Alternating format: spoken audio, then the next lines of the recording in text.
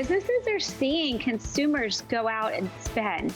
They have cash on hand. There's a liquidity money story here that's being overlooked with this panic about second derivatives. If the US economy is going to get back to decent shape, you'd have to expect a real yield of zero. Very strong CPI print that could unnerve the market. The Fed is incredibly opaque, right? If you give it a lot of goals, it doesn't have many tools to hit all those goals. This is Bloomberg Surveillance with Tom Keene, Jonathan Ferro, and Lisa Abramowicz.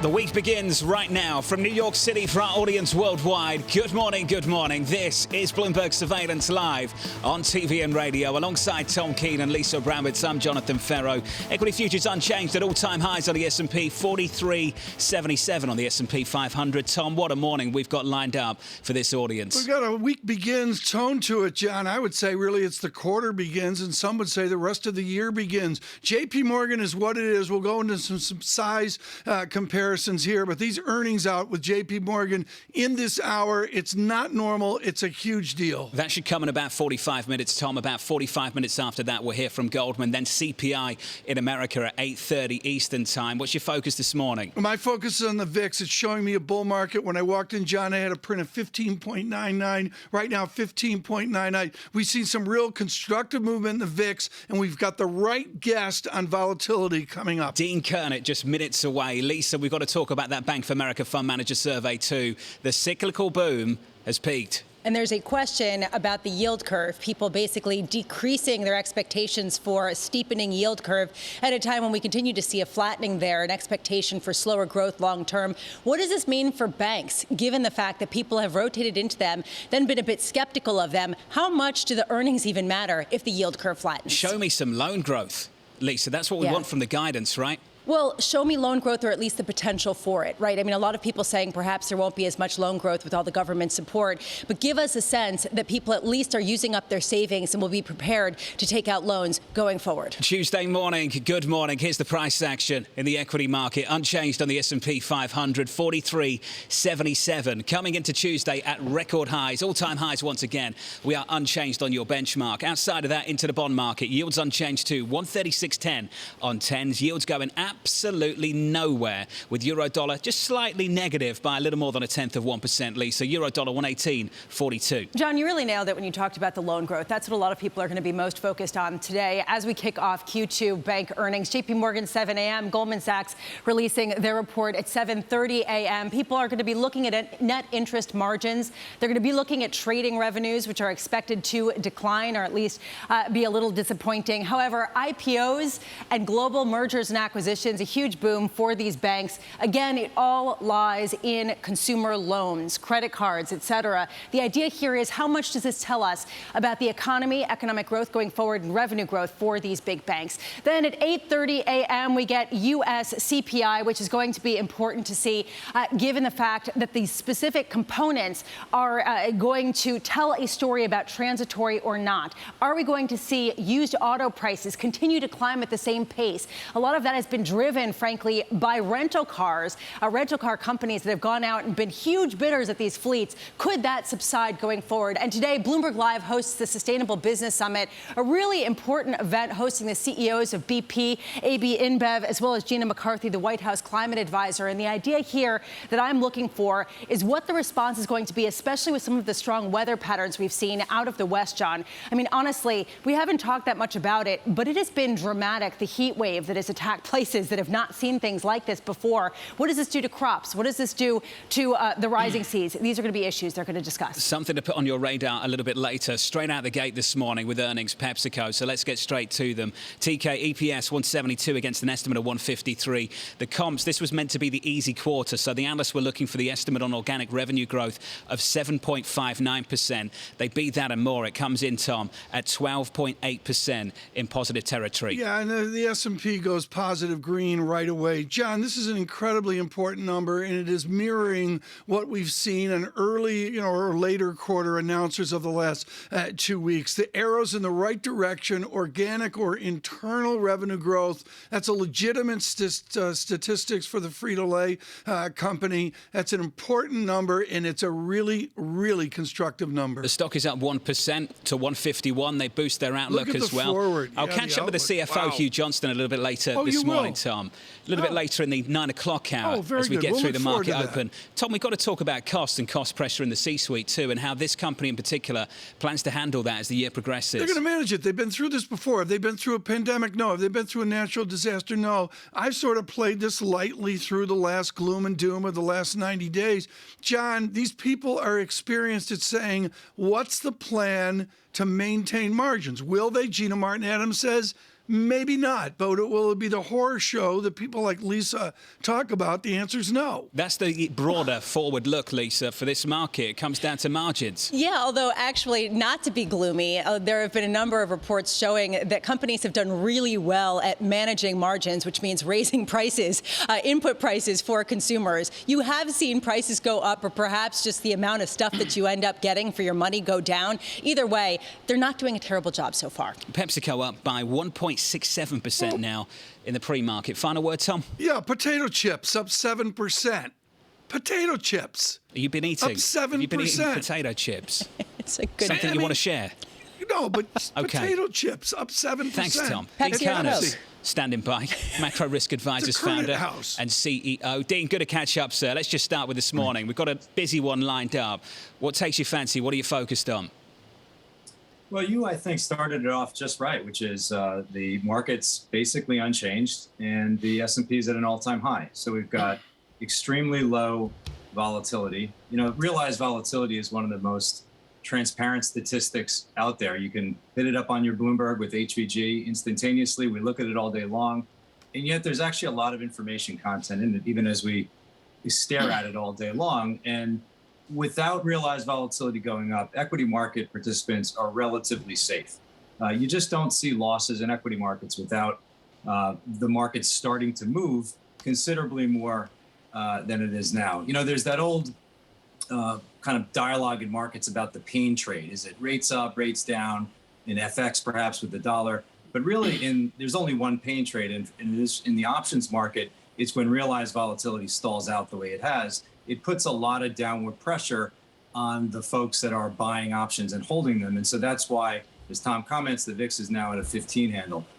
So I think that's really something to watch. And the second thing I really say is important is valuation. They say never short a market on valuation. I think that's right. But if you really peel away the onion and you start to look back at the layers within the S&P 500, you'll see just how tech heavy it is. By some measures, it's more tech heavy than it even was at the height of the dot-com bubble, and it's expensive. The ride has been unbelievable if you held on through the lows of March of 2020. And so investors are just finding it very difficult to let that go, even as maybe there are some warning signs around inflation and valuation and concentration at the top of the index. It's so top heavy. It's just very difficult not to be involved in the market. Well, if it's time, I'm going to rip up the script here, Dean, because this is important for global Wall Street watching before their earnings. Is it so top-heavy and so distorted that the mathematics of the 4 cross moments is no good anymore? That skew doesn't work, kurtosis doesn't work, variance doesn't work. You throw the math out the window because of Amazon, Apple, and the rest. Yeah, I think that there's something to that. What's interesting, if you, again, go back to the original tech bubble. And I would say, respectfully, there are so many potential signs that we are in an asset price bubble. You see too many things right now. But the original tech bubble, of course, that was a real doozy. And what was very different about then than now is Intel, Microsoft, Cisco, they were highly, highly correlated to each other back then. Right now, when you look at Apple, Amazon, Google, Facebook, the top of the index, Microsoft, you don't actually see the stocks as that correlated. I think that's what limits the risk profile that someone has in being long the NASDAQ or the QQQ. What these stocks actually are correlated to is the directionality of interest rates. And I think that's something we're really supposed to try to understand, is that this, quote, diversifying asset called interest rates called duration, the TLT. It's really not a diversifier at this point. It's something actually that might amplify the risk in your portfolio, especially as it concerns technology. Dean, that correlation, I think, is something we're supposed to watch closely. This is hugely important, Dean. And just real quick here, are you saying that VIX could be a counterweight, a non-correlated asset to the 60-40 portfolio that's increasingly correlated? Well, I am saying that VIX and TLT are correlated. And so one of those is not a hedge. If these two things are moving the same way, they're supposed to move in opposite ways.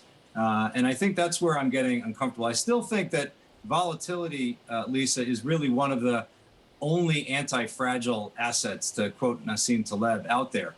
You know, when things get really bad in markets, there's no doubt that volatility is going to spike.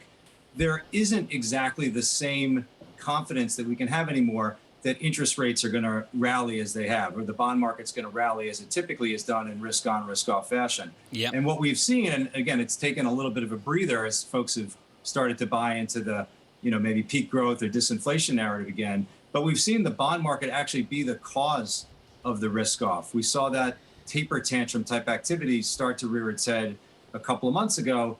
And boy, at 130 in the 10-year, you just have to wonder what that next 30 to 40 basis point move higher in rates means for the equity market outlook. I'm just not convinced that risk on, risk off, which we've all come to accept, is in play anymore. I think it might actually be the opposite. Hey, Dean, good to catch up. Dean Kerner, Macro Risk Advisors founder, CEO. Looking at your 10-year right now, Lisa, 136 on 10s. And there hasn't been much volatility there. So you wonder if it really is such a problem in terms of juicing volatility in the broader market, because we're not seeing it. All-time highs in the equity market. TK, this market, though, is getting harder and harder to read. Yeah, I'm going to go there. John, look at the Italian bond. Price up, yield down. Is this because Italy beat England, John? The lowest since April. I think it's probably got something to do with President Lagarde and less to do with Giorgio Chiellini. Winning. But I'll go there, Tom. From New York City this morning. Good morning. What a morning we've got for you from New York. This is Bloomberg. Great.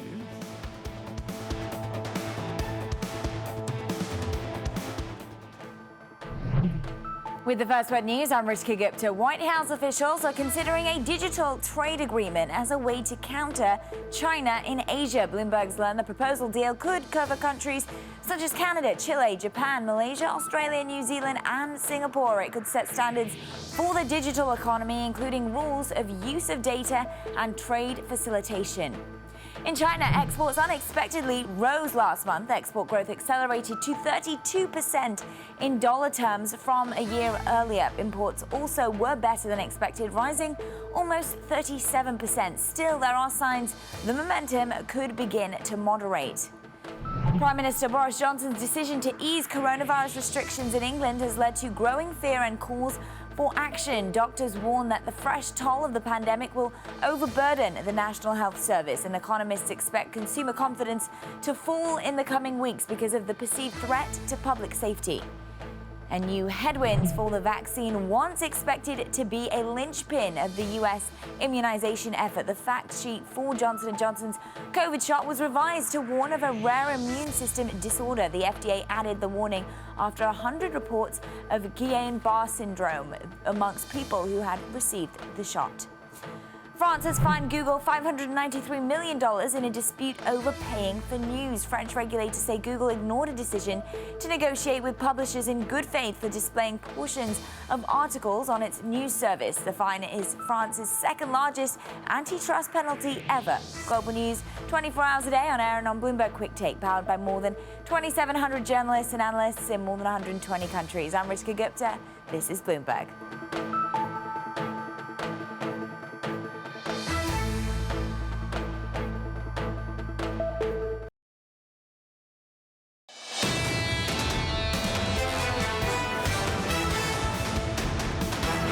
Legislation that the president and I are supporting will go further to improve the lives of working people than any legislation since the 1930s. We're talking about creating millions of jobs. We're talking about ending or going a long way to reduce childhood poverty in this country. We're talking about expanding Medicare.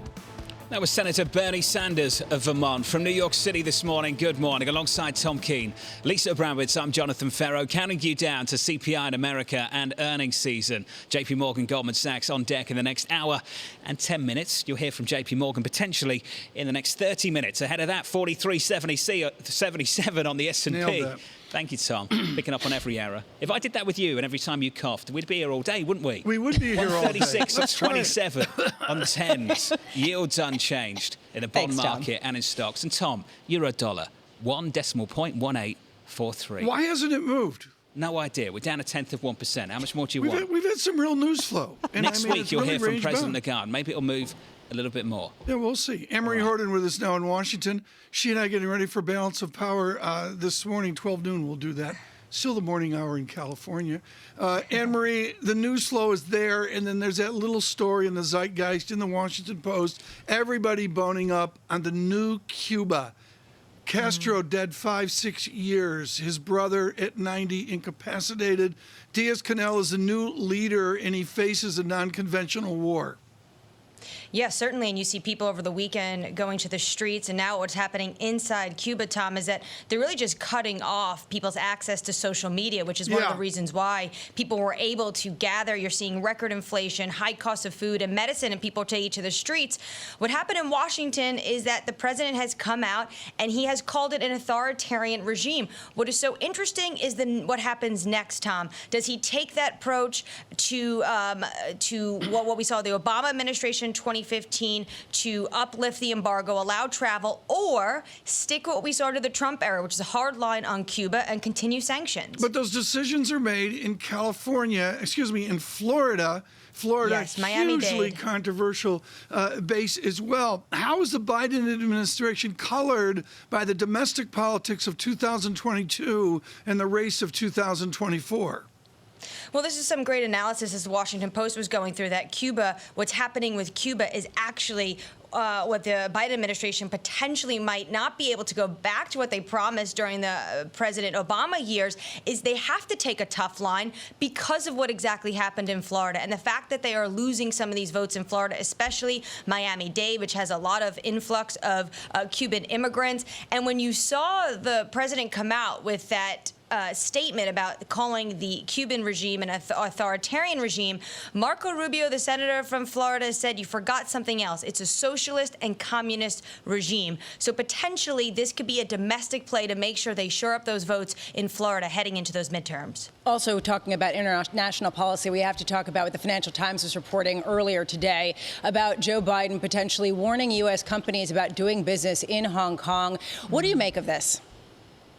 This is just yet another blow between Beijing and Washington. And what you have is the Biden administration saying that what's going on in Hong Kong, they really want to just tighten the screws between. They're worried about China's access to data of American companies in Hong Kong. I think a big question will be what happens to the financial hub of Hong Kong? Do these companies really start shifting to, Tom and I were talking about this the other day on a call, to Singapore or Tokyo because of the Chinese Communist Party's grips on Hong Kong? We also have a Bloomberg story about potential digital trade with other countries, and this would yet be another potential bifurcation between the markets and the technology space between Beijing and Washington. Anne-Marie, that's exactly where I wanted to go. To me, it felt like almost trying to reprise the Trans-Pacific Partnership that was scrapped under President Trump. I mean, this digital trade agreement in the Indo-Pacific area, how serious is this? I mean, could it gain enough traction among allies to actually get off the ground? I think a lot of individuals who follow the trade world think that it's an opening and it could be a placeholder given the fact that the United States left the TPP. What will be interesting is, of course, who signs up. Some of the names that are floated in this Bloomberg scoop from Peter Martins and Saleha Mohsen and Eric Martins is Australia, Canada, Chile, and really it would just be a way for the United States to shore up some of these countries when you are seeing a stronger China, and at least, if not so with commercial goods, but at least digitally. Is Yellen being successful in Europe? I noticed her on a boat in Venice with 12 people trying to get her out. Full disclosure, folks, I've been in the same position. It's very bumpy. It's very rocky. There's no boat in Brussels. I think it's a gondola. Is it? Yeah. Well, yeah, there we tip extra for help getting in and out of the gondola. But Anne-Marie, is she having a successful trip with impact, or is she going through the motions? I think part of it is successful in the sense that what we saw yesterday at this time, when you saw the Europeans are ditching to the side the digital tax levy, whether or not she's going to be successful in trying to help the Europeans get Hungary, Ireland, and Estonia on board in terms of the global minimum tax. But at the end of the day, she came out of the G20 triumphant. Anne-Marie Hordern, down in Washington, D.C., thank you. You two, looking forward to it a little bit later. Again, Balance of Power, 12 Eastern. I'm bracing myself. Are you? What's it like, Anne-Marie? Is he just trouble at midday? Yeah, exactly. We just go all over the world, and I just have to make sure I'm highly caffeinated. And he just throws out a word. Cuba, go. Yeah. Something like that. Anne-Marie, looking forward to the show a little bit later. Balance of Power on TV and radio at midday, 12 Eastern time. Let's turn back to that China story. Tom, we've been talking about this for years now. Multinationals who operate in Hong Kong are petrified of saying anything about this law. They're petrified about saying anything or doing anything that loses them access to the mainland. If any of the decisions are going to be made, they won't be made by these companies. They have to be made by the government. Well, they do, John. I mean, it's really front and center, and I got to admit, Hong Kong is really fermenting right now. John, to get informed on the scope and scale of these companies, and this, frankly, has to do with Hong Kong as well, the JPMorgan presence in Hong Kong, and they do that wrapped around 259,000 employees. We're going to talk about some of these financial metrics. But, John, the number one thing that drives me nuts about the media coverage of these banks is we don't describe how large they are. Close to 260,000 employees, Lisa.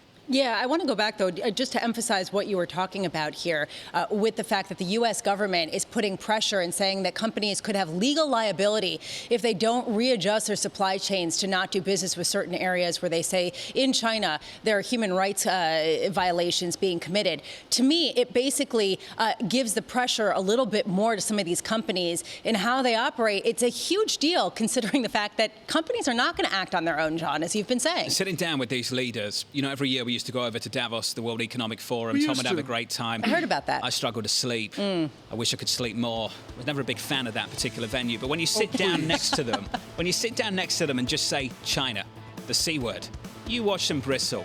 They do not want to go there, Tom. They don't. You can feel it. And what's amazing is I'd sit down and I'd say the B word to them, Barry, and they would know more about Barry at the piano bar than they would about talking about strategy in China. Yeah, I think you're talking for yourself there, Tom. From New York City this morning. Thank you, Barry. JPMorgan numbers just Barry. around the corner. I miss Barry. I bet. This is Bloomberg.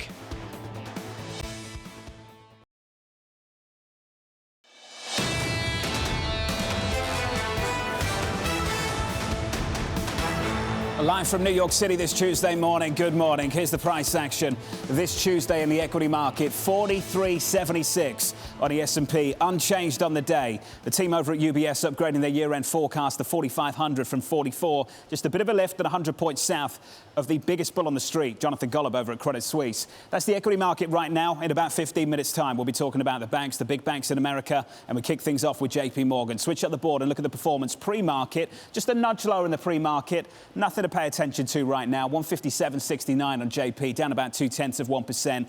Over the last 2 days, though, we've had a lift in these stock prices. The S&P 500 banks up close to 5%. Goldman going into earnings in the next hour, up around about 6% over the last 2 days. Helping these banks, just some stabilization in the bond market Friday, Monday. Switch up the board, 2s, 10s, 30s. Your yield right now, 135.94 on 10s, on 30s, still south of 2%, just at 198.82. But, Tom, I think most people would agree, for these banks to do well into year-end, we need to see a number of things from the banks themselves, loan growth being one. But this steeper curve that was there through Q1 and then faded away. Yeah. We need to see that come back a little bit to help out those bank bulls. Faded is the right phrase there, John, but what is not faded is the negative real yield, the 10-year negative yield getting back down to the low end of that range, negative 0.99, right up buttressed against -1. John, that just won't move. There's all there is to it. That's the bottom line, isn't it? And if you don't see this, Tom, if you don't see the spread between 2s, 10s and 30s start to widen again, that steepness. Yeah. Here's my question, really. For banks to perform, do you need yields to stop going lower or do you need them to go higher? Which one? Well, that's the dynamics of decades of work. Gerard Cassidy leads our coverage here of JPMorgan. We're thrilled he could join us this morning from RBC Capital Markets. Let's start with that, Gerard, to answer the John Ferro question about yield dynamics. Must yields go steeper for James Dimon to have a good second half?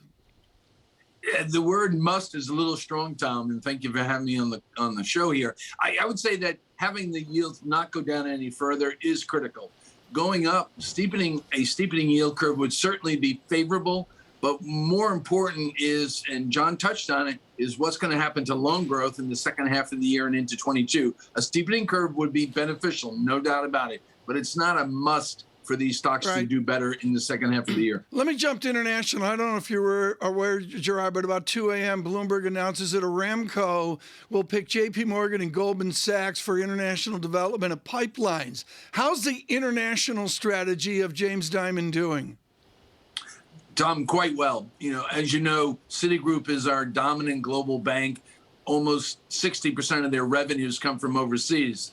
JPMorgan Chase, about 25% of their revenues come from overseas. So I would suggest that they've done a very good job of expanding it under his leadership over 10 years now. And I would say that's going to be a continued area of growth because, as you know, Tom, they're unable to buy a depository, JPMorgan Chase, because of their size. They have over a 10% deposit market share in the United States, along with Wells and Bank of America. So he needs to grow organically, and the global markets is one of the areas they're going to pursue. As you know, they're going into London with a consumer product by the end of this year. Well, let's talk about growth at home, first of all, Gerard. We need to get a better understanding of how willing these consumers are in America to add debt, to add credit card debt, to go out there and add loans. Are we going to get that read today from this release? I think we will, John. And in fact, I think we're going to get some color about the near-term future on the consumer as well. You might recall the Federal Reserve announced, I believe it was last week, in their consumer loan numbers that consumer debt outstanding, believe it or not, is at record levels. Now, it's not coming from credit card receivable growth. It's coming from other areas such as auto loans, personal loans, student loans. But we'd also point out, if you look at the trust data, this is the asset-backed security data that comes out monthly. And the most recent reading, which was for May, you see a stabilization in credit card receivables. So we expect the credit card receivable growth will materialize, especially in the second half of the year when the unemployment benefits run out, when you start to see the student loan deferments expire, and then, of course, the rental abatements will expire very shortly here. And that's going to lead, I think, to consumers going back to revolving on their cards. Lisa, this raises such an important question because, again, Q4 seems to be the big issue here. We've got to wait for the additional unemployment insurance to fade to get a better gauge of this economy and just to see how levered these banks actually are to the underlying issues right here in America. John, that's exactly what I was thinking as you were talking. I'm thinking to myself, well, if we don't see the loan growth now, when will we see it? When can we look for some signs that it will pick up heading into Q4? Gerard, what is the answer? Because there is a good possibility that people still don't need to borrow given the ongoing stimulus. It's a very good point, Lisa. And I would say that when you look at the total loan growth, obviously it's negative. But when you break down the components, we are seeing growth. Every Friday afternoon, the Fed comes out with their weekly loan data, referred to as the H8 data. And believe it or not, year to date, the consumer loan numbers are higher than they were a year ago. And again, this is not necessarily due to credit cards, but these other areas. But Lisa, here's the answer to that question, which is when will the supply chain problems start to normalize? And what I mean by that is the commercial loan demand is where we see the biggest issues today. And part of the reason is the liquidity the corporates have. That's, of course, one of the points. But the other is the supply chain problems. When you go to your local dealership, your car dealership, and you drive by and you see their lots are half empty, there's a real problem, as we all know, with the inventories of automobiles. Think about the banks that lend to that dealer for financing their inventory. They're half of what it normally should be in the lines of credit. So as those inventories come back, and they will, you're going to see commercial loan demand pick up. Question is it third, fourth quarters of this year, or is it first or second quarter of next year? Gerard, it's fascinating that you say that, because the NFIB Small Business Optimism Survey came out earlier this morning, about a half an hour ago. Only 3% of business owners reported that all of their borrowing needs were not satisfied. There were more than half of them who said they don't want a loan. People are not looking for this type of financing. You raise a question that we have to look at inventories to pick back up. You think it's going to be in Q4. Is that enough to have faith in the banks, even if we don't see consumer and corporate loan growth in tandem with what people would like to see? It certainly, it's one of the big pushbacks investors give us, that they want to see the loan growth before they jump in. If you go back 60 plus years of data in the United States, total bank loan growth is linked to nominal GDP growth. So if the Fed is right and we get 7% real growth this year, throw in 3% inflation, that's 10%. Next year, let's say we get 4% real growth, 3% inflation, that's 7%. Those types of numbers will drag the loan growth higher, in our opinion, again, based on the regression analysis of looking at nominal GDP growth and loan growth. So it's coming. The question is only when will it start to appear? The other thing, too, is the inventory to sales ratio in this country. It's an all-time record low. So many areas are short on inventory, and I do think that's going to be one of the catalysts. Gerard, I was doing some research up at Luke's Lobster in Portland, Maine. You know, I went up there and Jay's was closed down. I was crushed, no oysters. But I was at Luke's Lobster and I noticed on the way in, there's 4 branches on the corner of banks. Are we debranching still? Is JPMorgan and the others, not Goldman, they're not really a bank, but are we debranching, and will that accelerate? Tom, first of all, I'm looking down at Jay's right now, and you're right, and then I see Luke's as well. So that's good. You had hopefully a good time. But yes, they are debranching, Tom. When you look at the number of branches in the United States, it has steadily declined since about 2008, at the time the introduction of the iPhone. Now, that doesn't mean branches aren't being opened up. In fact, Chase opened up their first branch here in Portland, Maine, approximately 2 months ago. So what you're seeing is a remixing of the branches for the biggest banks. They're taking the branches out of areas where there's an overconcentration and building new branches in areas that they want to expand into organically. But yes, I would suggest over the next 5 to 10 years, you'll probably see branches in this country be reduced by at least a third, if not more. You can get Luke's Lobster in New York City. I just want to throw that out there. It's not the same. You don't need to go to Maine. I'm not saying it's the same. It's not the same. I'm just saying, if you want to save a bit of money, you can get Luke's Lobster in New York City. You don't have to go to Maine. Cassidy just for anyone that's in New York. I understand, Tom. No. I understand. Just a final question, Gerard. We're going to work through these numbers together when they come out from JPMorgan. We had an executive order from the president in the last week from the White House about promoting competition in the American economy. Now, a lot of people would say there's a lot of banks in America at the regional level, and we need some consolidation. Do you think we've got a serious obstacle to that happening now with this administration, Gerard? I really don't, John, and the reason being is that the rules that are in place, the regulations that are in place, are pretty strict right now. And so I think what you'll see is that the Justice Department will continue to use what they call the Hoffendale Index. This measures deposit concentration when 2 banks get together. And as you pointed out, there's been a significant consolidation in this industry. We had over 18,000 banks in the early 80s. We're down to about 5,100. And I don't expect it to be a major problem. Will it slow the process down? Probably. But will it prevent banks from doing deals? We don't believe so, especially the smaller banks who are having a tougher time competing because they don't have the technological skills and capacity that some of the big banks have. Gerard Cassidy of RBC will be staying with us to work through these bank numbers. What a lineup we've got for you. JPMorgan results coming any moment across the Bloomberg terminal. Shanali Basak of Bloomberg News will be leading our coverage for us throughout this morning on TV and radio. Tom, JPMorgan numbers could be coming in around about 5 minutes' time. They will. And I think, as I've said before, John, it's a mystery quarter. We have a mystery boom economy. As we heard there, we've got supply and all sorts of disruption across many different sectors. And a big bank like that, they've got to adapt and adjust. Pepsi certainly was adapting to a better outcome. Just struggling to get my head around still this idea that because of the amount of fiscal stimulus we've had in the last year, Lisa, we still haven't got a bank sector that is cleanly leveraged to this economy yet, because the consumers don't want loans in the same way they might do. It's the right point, and the idea is, when does this roll off? Does it roll off? And will the momentum in the economy be strong enough to sustain the revenue growth at that point, John? Coming up in the next hour, Stephen Bigger, Argus Research, Director of Financial Institutions. Research, that's coming up a little bit later. 135.60 on 10s, yields in a basis point. JPMorgan numbers just around the corner. Your equity market, all-time highs.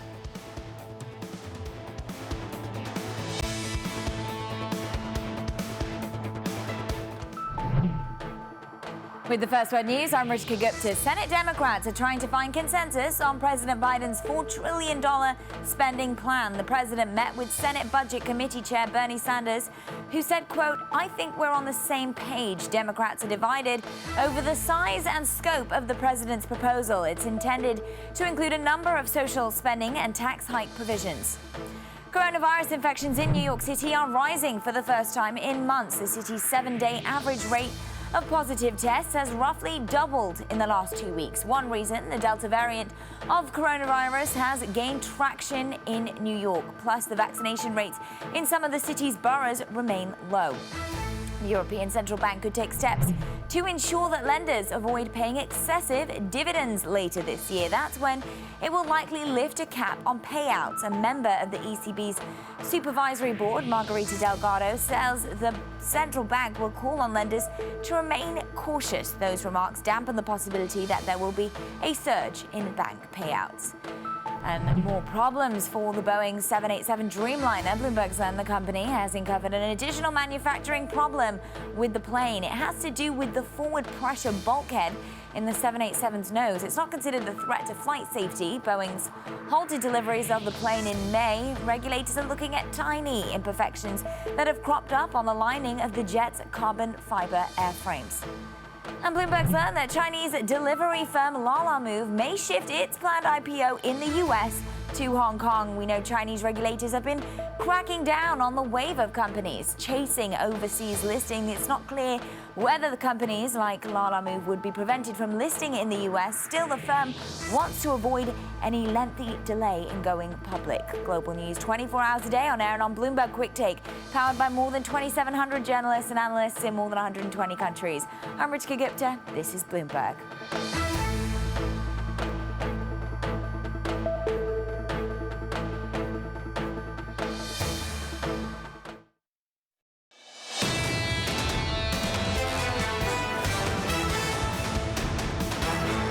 From New York City for our audience worldwide, alongside Tom Keene, Lisa Abramowicz, I'm Jonathan Ferro. Here's your equity market at all-time highs going into JPMorgan earnings just moments ago. Futures up by 1 point to 43.78 on the S&P 500. Outside of that, yields in a single basis point to 135.43. Euro dollar slightly negative, a little more than 0.1% to 118.46. And crude firmer, higher, traveling north, up 0.4% to 74.39. So it's JP in about 30 seconds time potentially, Tom. Then about 40 minutes after that, we should hear from Goldman Sachs. Comes out a little soft. They all look different. I really give JPMorgan credit. They put it in English, and you look at it. We'll massage the data as well. John, I want to look at their operating income back to the crash of 2007, and we forget the size, the ginormity of the bank coming off the crest. We know they recovered, but boy, have they recovered with a vengeance, moving out from a 20-some number out to 50-some gazillion dollars in operating income. Show me some loan growth, Tom. I think that's what a lot of investors right now want to see. Yeah, absolutely. There's no question about that. While we wait for these earnings, Shonali Bassick with us right now. Shonali, what's the first thing you're going to look for? You know, it's funny. I want to go right to the supplement and look at that loan-to-deposit ratio, like you're saying, 44%. It was above 50% just quarters ago, right? They are not lending in relation to their deposits. Can you blame the regulators? Can you blame the fact that consumers don't want loans? Beyond that, you have to compare what their earnings are going to look like to the second quarter of 2019. So you're going to go back. This is really important. Your pros are going back 2 years to look. They are. And, the fact that there could be a chance that their profitability, their ROE comes in lower than that, that's the moment that would be concerning. You want to see those numbers higher. John, ROE is return on equity. Thanks, Tom. Thank you. Appreciate that. Shanali appreciates that too. Reserve release, Shanali, how big will that be this time around? Hundreds of millions of dollars. Listen, reserve releases are one-off charges, right? If the fundamentals don't justify that 1.92 times price-to-book ratio, that 24% run-up in the stock so far, then again, investors, this is a high bar, John. That's what it all comes down to in the end. Trading revenues, right? We're expecting north of $6 billion.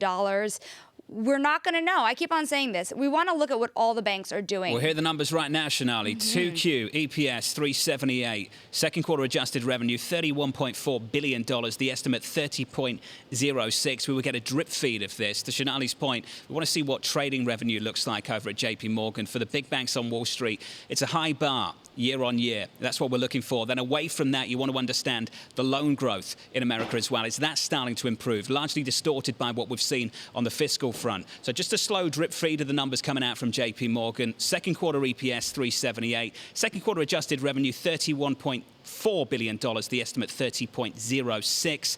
The quarter included $3 billion credit reserve release firm-wide. So JPMorgan saying the quarter included a $3 billion credit reserve release firm-wide. Second quarter EPS, 378, just to repeat that. And there's the sales and trading revenue number for FICC, that coming for the second quarter, $4.1 billion, the estimate $4.12, so just shy of that estimate there. For equity sales and trading revenue, $2.69 billion, the estimate $2.21 billion, so that's an upside surprise there. So equities and sales and trading revenue, that looks good. On the fixed income side, just basically in line there. EPS at 378, second quarter adjusted revenue 31.4 billion, the estimate 30.06. So a couple of headlines to get through. The recovery of credit losses 2.29 billion, the estimate of recovery 326.7 million. But that 3 billion number, Shanali, that gets your attention. Yeah, it certainly does get your attention. The FICC revenue is going to be more interesting at 7:30 when we also see Goldman Sachs' earnings here. They did come up above expected when it comes to earnings per share. Some good news to hold on to. Adjusted revenue also coming in above expected, even with falling just a smidge light on that fixed income trading revenue. Equities higher than expected.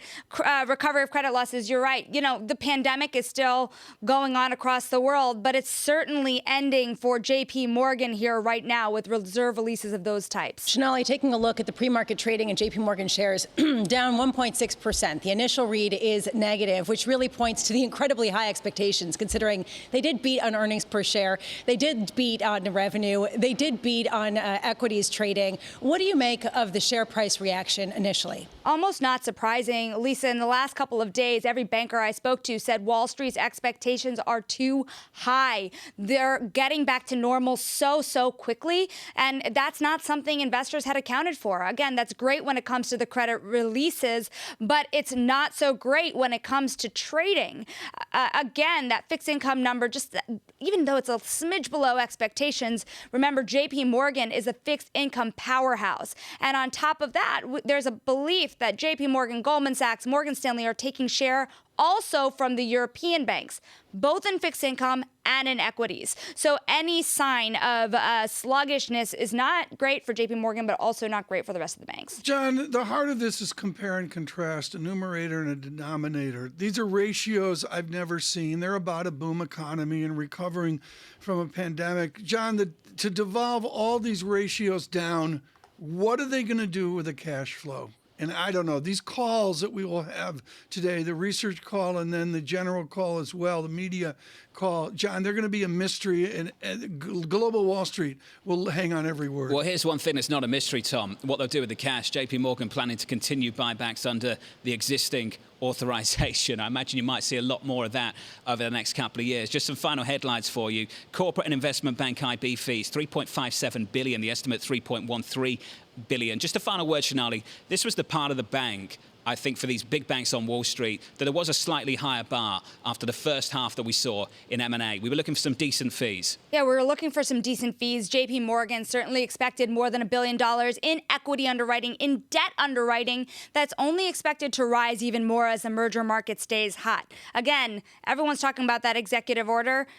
These deals are less than $5 billion for the most part. So that should continue to be a fee pool, but still a small percentage of JPMorgan's business compared to what that net interest income brings in. Shanali, thank you so much. We'll have much more with Shanali Bassick through the morning. Gerard Cassidy with us with RBC Capital Markets. Gerard, I've got a fiction 5-year dividend growth coming off the trauma of 14%. Forget about that statistic. What's the model dividend growth that JPMorgan can deliver?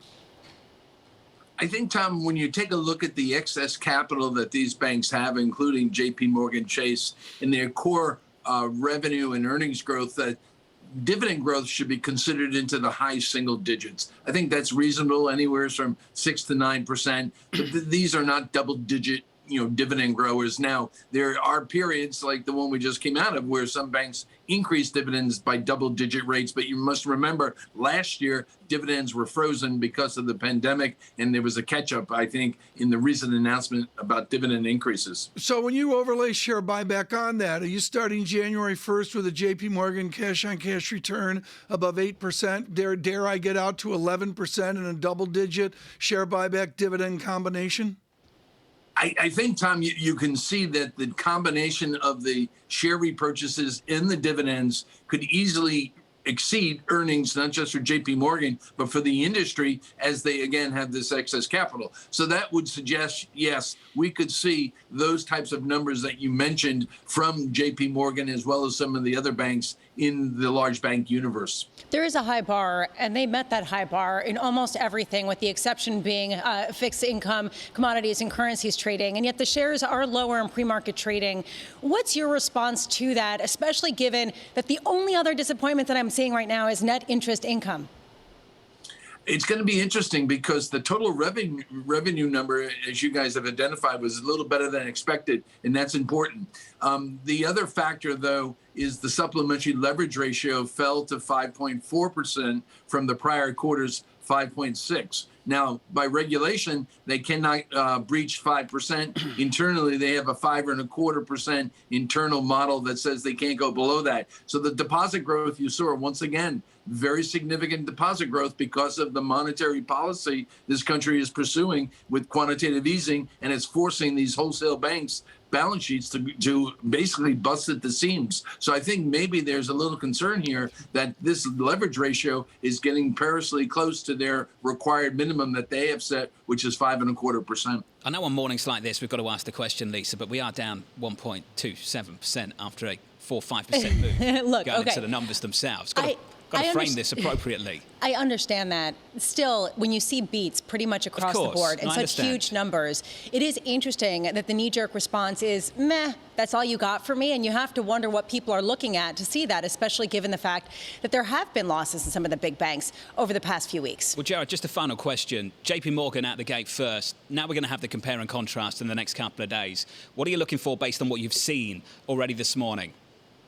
I think what we're going to see, John, is that their FIC number was slightly below expectations, but it was still a very good number. So I think we have to keep an eye on the other banks' big FIC trading. But equity trading, as you pointed out, John, was better than expected. So I think from Goldman and Morgan Stanley, Citi, Bank of America, we should expect equity trading numbers maybe to come in better. And lastly, the investment banking number, as you identified, was also better than expected. So I think the others are going to have similar numbers. And as I think Lisa pointed out, they are taking market share from their European competitors. And I think that was showing up again in the numbers we've seen so far this morning. JPMorgan setting the bar for Goldman Sachs. We'll hear from them in around about 30 minutes' time. Gerard, appreciate your time today. This was special. It's nice to work through the numbers in real time with you. Gerard Cassidy there of RBC Capital Markets. JPMorgan behind us. Goldman Sachs, Tom, just in front of us.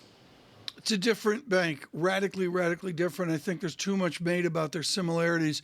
John, it'll be interesting to see, obviously, FIC on Goldman Sachs. Also be interesting to see if they make any comments about what they've got in return to office. They've certainly made a lot of headlines there, as has JPMorgan. John, I just really want to emphasize these ratios of their balance sheet go so far beyond the Swiss glory of decades ago. It's like we've imported Swiss bank balance sheets into America. And look at the performance right now. We are negative across the board on JPMorgan by a little more than 1%. On Goldman Sachs, just a touch softer going into numbers. They come out in about 30 minutes' time. Equity futures, 43.77. Your equity market coming into Tuesday at all-time highs. Goldman is next, and then it's CPI in America. With Tom Keene and Lisa Abramowicz, I'm Jonathan Ferro. This is Bloomberg.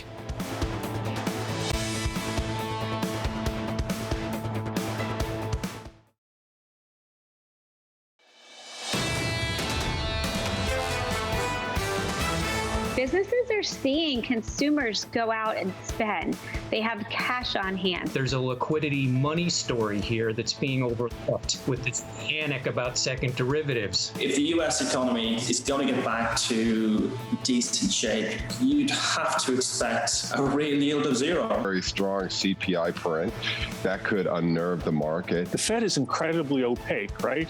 If you give it a lot of goals, it doesn't have many tools to hit all those goals. This is Bloomberg Surveillance with Tom Keene, Jonathan Ferro, and Lisa Abramowicz. Goldman Sachs results 25 minutes away from New York City for our audience worldwide. Good morning, good morning. This is Bloomberg Surveillance live on TV and radio alongside Tom Keene and Lisa Abramowicz. I'm Jonathan Ferro. Tuesday morning, equity futures unchanged at 43.77. JPMorgan behind us, Tom. Goldman just ahead. And a lot of other banks as well. John, I'm doing a quick eyeball here. We're up 99% in the bank stocks, Keefe Bruyette index off of the pandemic low. I mean, you really wonder if it's buy, and what do you do? Do you sell on the news today? I don't know. Well, I think this equity market's doubled, hasn't it, Tom, from 12 months ago?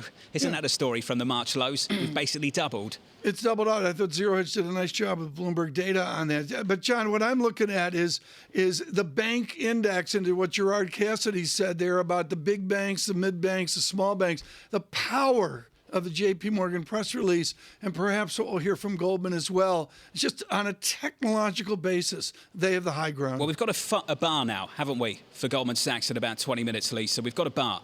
We understand that fixed income trading, sales revenue came in just a little lighter, equities just a little bit better, and for the investment banks out there, the fees business doing quite nicely through the first half in a way that we expected. Yeah, and frankly, when you talk about fees, advisory fees on mergers, acquisitions, IPOs, massive.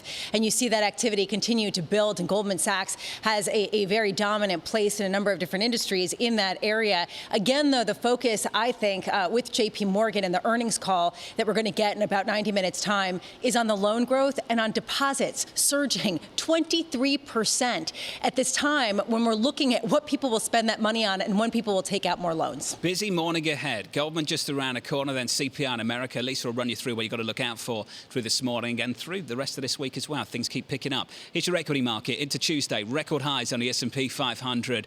We take a little bit of weight off it. A single point to 43.75. Outside of that, yields unchanged, 135.77 on 10s. Crude going nowhere, 74.10 on WTI. And a euro just slightly negative, down about 0.1%, Lisa. Euro dollar, 118.45. John, you asked the question earlier, and I keep thinking about it. Are banks still hinged on the dynamism of the economy? Are they a leveraged bet on economic growth? They haven't been as much because of the stimulus and the lack of loan growth. When will that change? We did get JPMorgan earnings in about a half an hour. We will get Goldman Sachs earnings banks. That's my question. How can we know what the future will bring at a time when all of the different signals are so muddied and banks are facing the same type of muddied signals that we are? So what clues beyond a lack of loan growth now will people hang on to in order to remain optimistic about this asset class? Today, Bloomberg Live also hosting the Sustainable Business Summit throughout the day. We're going to hear from BP's Chief Executive Officer, as well as Gina McCarthy, a White House climate advisor, among many others. The idea here is we are still dealing with climate change. And frankly, this is even becoming one of the main issues that central bankers like the ECB and even the Federal Reserve has started to try to tackle with whatever policy tools they have. And then at 8:30 a.m., this is the other big news of the day, the U.S. June CPI data. I am looking at the different components. Are we seeing a broadening out in the increases in prices that we've seen pretty dramatically throughout the year? They have been led by used auto car prices. We're expecting the increase in restaurant prices, but do we see an increase in rents? Do we see an increase in some of these other industries that are coming back online, John? 8:30 Eastern. Lisa, thank you. CPI in America just around the corner on this program. Got to turn to the bank stocks too. Goldman is lower. Off the back of these numbers, JPMorgan rather lower by a little more than 1%. Goldman is firmer by a little more than 0.1%, Tom. 20 minutes time, 25 minutes time, we'll hear from Goldman. Tom, what did we learn from JPMorgan that sets us up for Goldman in the next 30? Use of cash is all that matters. They've never had to deal with this, John. The wall of money they've got, and as Gerard Cassidy said, they've got balance sheets that are truly unimaginable. How do you extricate yourself from, you talk about overnight reserves near $1 trillion. JPMorgan has its own overnight reserves. It's called the balance sheet. Fiscal stimulus has helped these banks in a big way. Tom, is it a headwind as well? Do we need to pay attention to that just a whole lot more, given what's happening with loan growth? Irresponsible capital allocation, absolutely. That's the worry out there of the worry warts. But you look at what the stocks have done, and I don't see too many worry warts. Granted, JPMorgan, I'm looking at it right now, John, and it's a little bit off the highs of early June. Again, these conference calls are going to be critical when the sell side asks them about use of cash. Lisa, what's your focus? I'm just thinking about the 23% increase in deposits. The idea, you're talking about when do people start spending that money? When does it actually go toward increasing the economic growth that will actually lead to faster bank growth? Why aren't people already spending it? The economy is much more open than it was. Why is there such a rapid increase, and why are not people investing that elsewhere? Let's ask that question to Anastasia Amoroso in a new seat at iCapital Network. The chief investment strategist joins us right now. Anastasia, good to catch up. Let's go there to Lisa's point. We were all projecting this big boom in growth this year, and that's largely developed through the first half. But what the consumers do with their cash has been slightly confusing. What's your read on things? Yeah, I think the consumers have been venturing out into the real economy, and they have been gradually putting that cash to work. I mean, I definitely think we see that in some of the reopening categories. For example, we see hotels that are pretty much back. We see restaurants. We see the travel services that are pretty much back. The consumers have also been switching from the durable goods to the services. And so that's what we're seeing now. But to Lisa's point, as you come back to the banking sector, I think some of the strength in the consumer that we're seeing and the credit card spending data, that's going to start to shift to the business sector. Part of the really weak spot in loan growth for the banks is actually the commercial and industrial loan growth. It has just not been there. But as the economy comes back online, as the CEOs, CFOs are increasingly comfortable with where things are, they're going to start to boost their CapEx plans, and that's going to need to require some loans and financing. So I think that's what we're likely to see for the banking sector over the next few quarters. I think JPMorgan is a sign of kind of things to come for the banking sector broadly. This is a solid result, but nobody's surprised. Everybody's already expecting a 119% increase in this quarter's earnings year over year. So nobody's surprised. I still think, though, there's more catalysts to come for the banking sector. Anastasia, a little bit off your remit at iCapital, but you've got fabulous experience, maybe like no one I know on the street, of moving from stodgy old bank to massive fintech advance like at iCapital. Do these big banks just have the high ground because they're so large and they're so technologically advantaged over all the other banks? Well, so given the balance sheets and given the tech budgets for some of these banks, absolutely, they do have the advantage in putting that money to work and accelerating the innovation. So the question is, how much does the pace of this innovation accelerates, and are they nimble enough? Are they quick enough?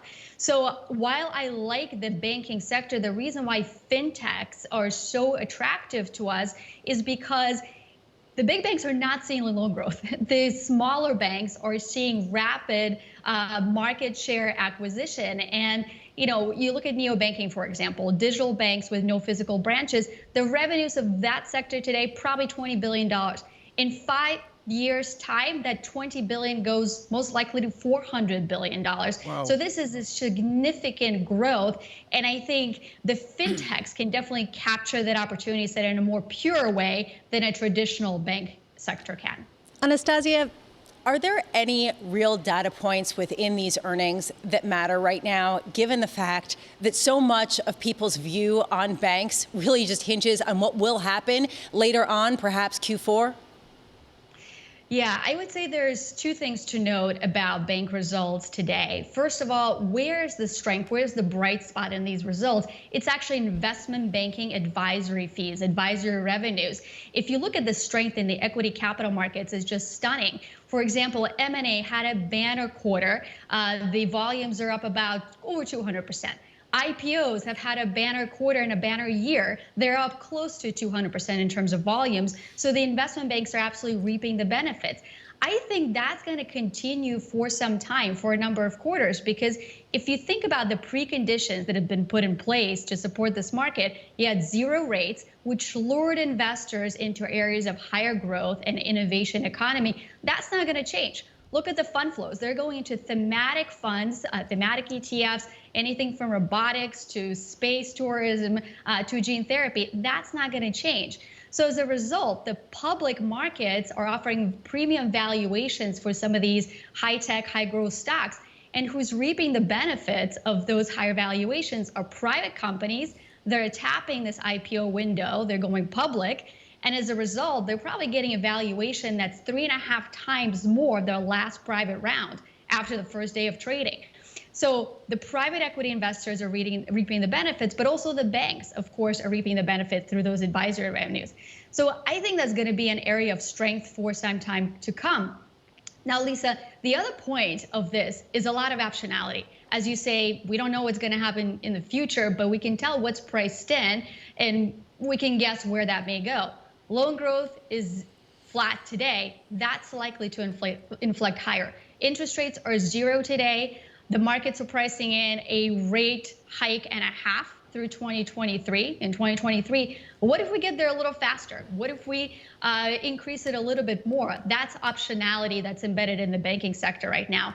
And then there's capital returns. There's excess capital that these banks have to return. Yep. So share repurchases, dividends, all of that is very favorable for the sector. Anastasia, always good to catch up. Thank you. Busy morning for us, for you too. Anastasia Amoroso there of iCapital Network, the Chief Investment Strategist. Tom Keene, did you just refer to her former employer as a stodgy old bank? I think a lot of people look at that, and the truth is they're technologically leading, whether it's Bank of America, JPMorgan, and the rest. Yeah. And Anastasia mentioned it. Their budgets are unimaginable for mid-cap and small-cap banking. That has to read consolidation. We'll hear from Goldman in about 20 minutes' time, Tom. JPMorgan behind us, Goldman in front of us, Shonali Basak with us, alongside us to break down these numbers in a couple of moments. From New York, this is Bloomberg.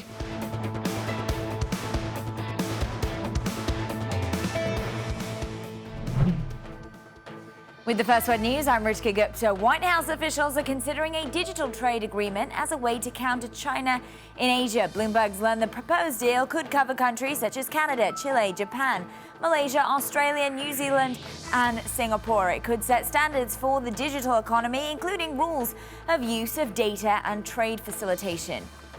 And the Biden administration reportedly will warn American companies of the risks of operating in Hong Kong. According to the Financial Times, those risks include China's ability to gain access to data that foreign companies store there. Another one of the concerns, a new law that lets Beijing impose sanctions on anyone that enables foreign penalties to be implemented against Chinese groups. Prime Minister Boris Johnson's decision to ease coronavirus restrictions in England has led to growing fear and calls for action. Doctors warn that the fresh toll of the pandemic will overburden the National Health Service. And economists expect consumer confidence to fall in the coming weeks because of the perceived threat to public safety. And new headwinds for the vaccine, once expected to be a linchpin of the U.S. immunization effort. The fact sheet for Johnson & Johnson's COVID shot was revised to warn of a rare immune system disorder. The FDA added the warning after 100 reports of Guillain-Barré syndrome amongst people who had received the shot. France has fined Google $593 million in a dispute over paying for news. French regulators say Google ignored a decision to negotiate with publishers in good faith for displaying portions of articles on its news service. The fine is France's second largest antitrust penalty ever. Global news 24 hours a day on air and on Bloomberg Quick Take, powered by more than 2,700 journalists and analysts. I'm Ritika Gupta. This is Bloomberg.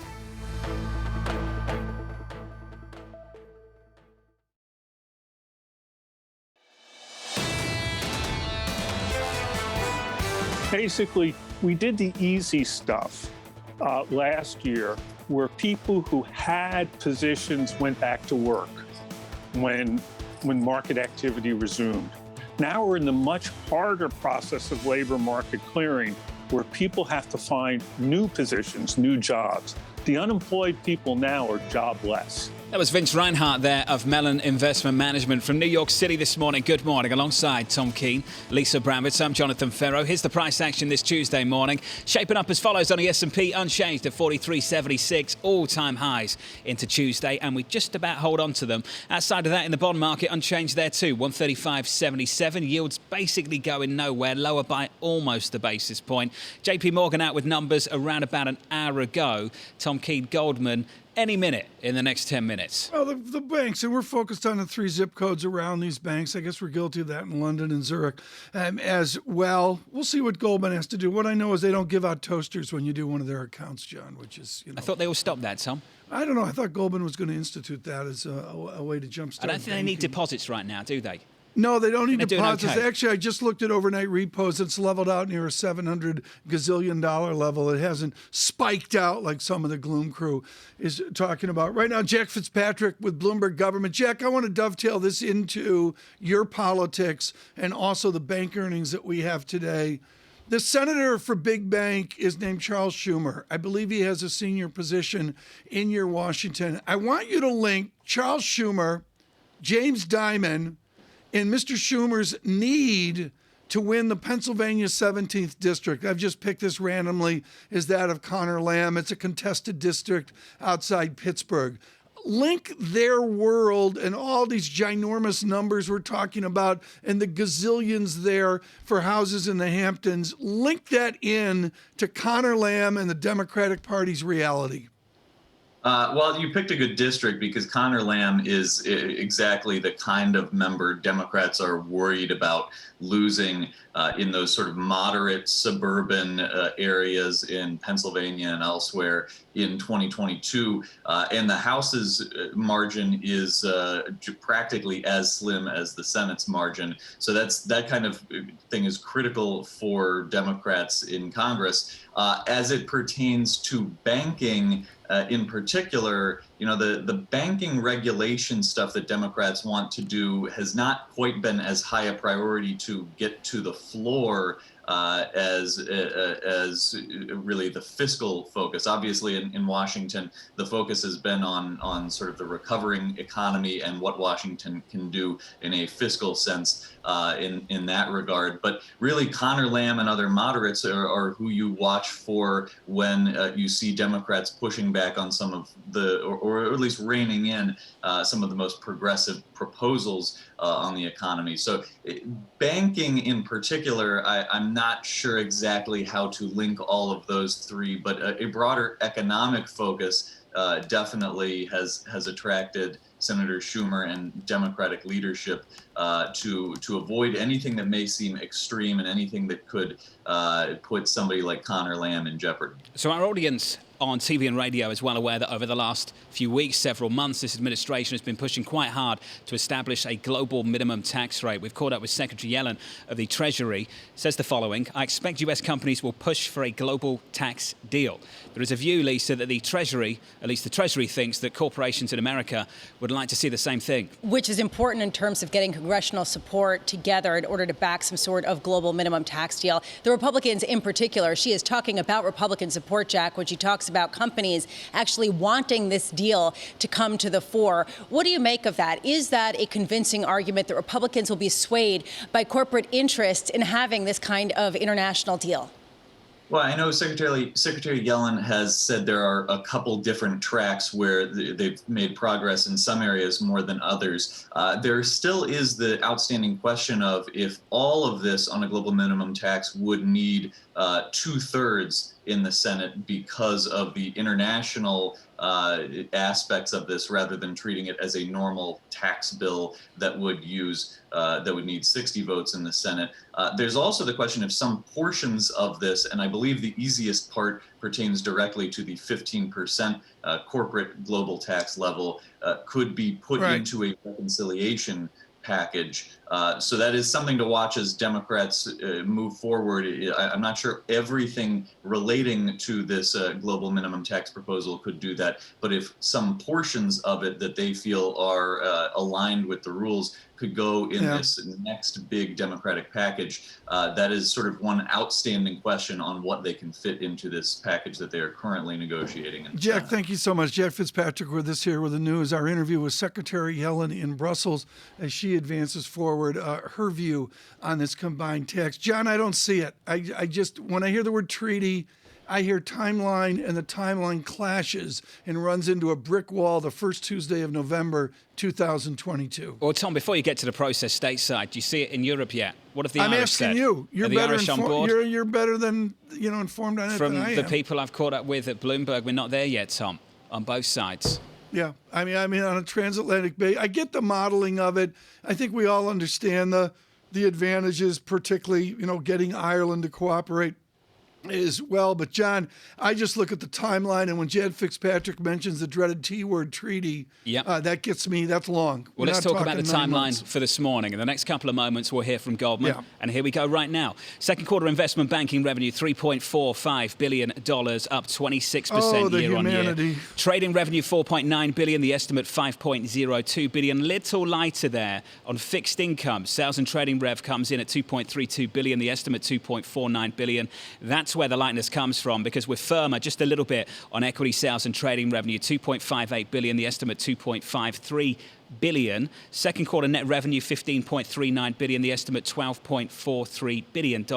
Second quarter EPS, $15 and around about 2 cents. Tom, a lot of numbers there to pour through, but just to give you some of the highlights so far from Goldman. Yeah, and they put right up top the quarterly dividend to go to $2 per common share. John, this is what you're going to see. And on use of cash, this is what matters. The first look, Shonali Bassick, what do you see? Yeah, absolutely. Trading is still that engine that underpins Goldman Sachs. So the trading coming in a little bit lighter than expected will be a disappointment for all of Wall Street, really. Again, we'll want to see where the market share gains are in a normalizing market.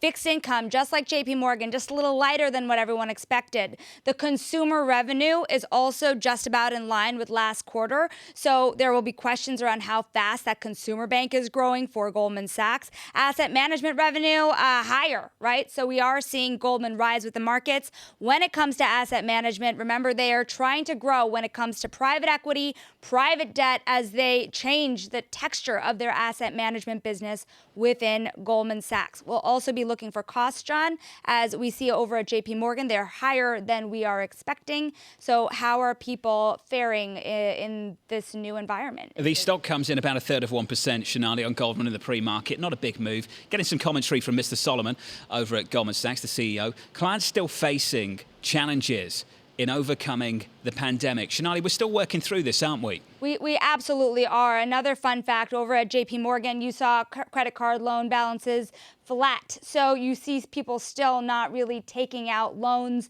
to get through this pandemic, really saving more, shoring up their balance sheets. It's interesting to hear him say that because remember, their investment banking revenue in this set of earnings is coming in greater than expected. So as far as their corporate clients go, they are certainly active, right? We saw Goldman Sachs for the first 6 months of the year bring in M&A volumes over $1 trillion faster than they ever have in history. So again, gaining from mergers and acquisitions, but trading is still a bigger piece of that pie. Investment banking revenue, just to give you some perspective, up 26% year over year. Another blockbuster moment. One thing Anastasia Amoroso of iCapital was saying just moments ago was that she expects this to continue being an engine for the banks. Do you hear this from executives that, this is not a one-time boom, that this kind of mergers, acquisitions, IPO kind of trend will be ongoing? Yeah, I really pushed them about this just days ago. And the thing that all the bankers are telling me, Bank of America, Goldman Sachs, is that M&A is not just M&A.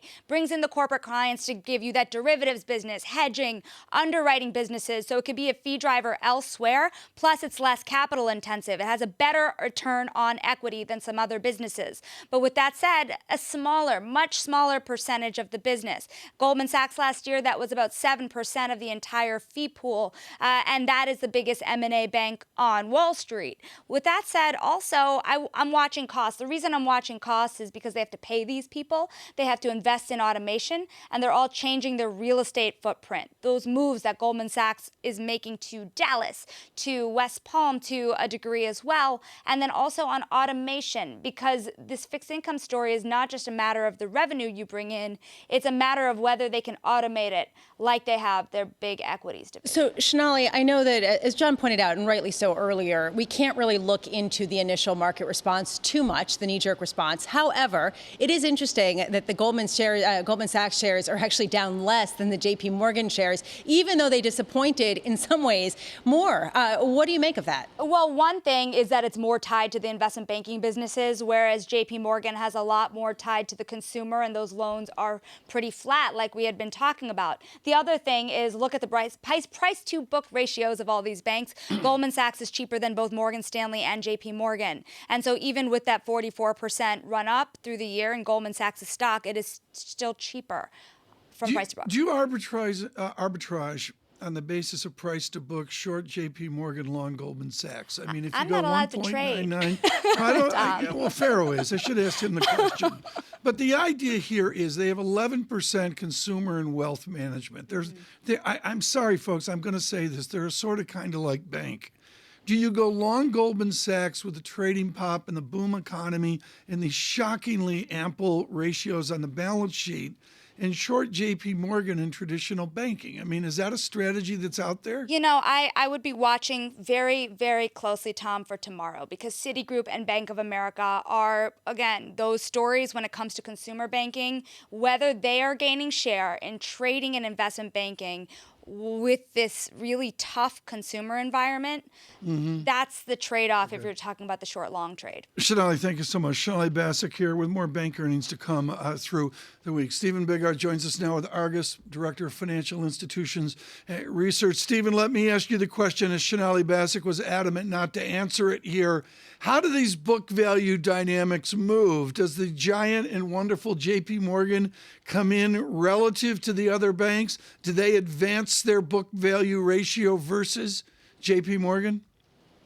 I think they do. I mean, this is an environment where, the banks that have the best opportunity for longer term growth, more diversification, steadier earning stream, I think, are the ones that get, will continue to get the premium in terms of price to book. So, JPM is a company that's extraordinarily well diversified.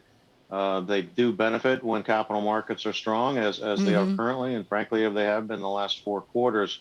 But of course, it's been Goldman Sachs's cup of tea in terms of the last 4 quarters. So we've had great M&A, we've had solid investment banking, trading results. Of course, they're starting to pull back a little bit from, I would call, just unsustainably high levels over the past few quarters. Do they amend, or do they have a plan to diminish these sterling balance sheet ratios, or do they just let it ride out? Do they manage them lower or not? Well, I think they've tried, of course. And if you're talking about in terms of more sustainable capital returns, I think they'd very much like to do that. But, still a precarious time for the economy. I think they'll probably, keep those a bit longer. They do have much more flexibility now in terms of capital returns than they did prior. So the Fed has been less of a babysitter in terms of the actual dividend and shareholder share buyback. So they've got that flexibility now to sort of give and take between the two. I think that gives them a lot more flexibility, and I think they're riding out this economic recovery and seeing what they can do sustainably for the long term. Tom, you asked the question, so let's just look at the performance so far year to date.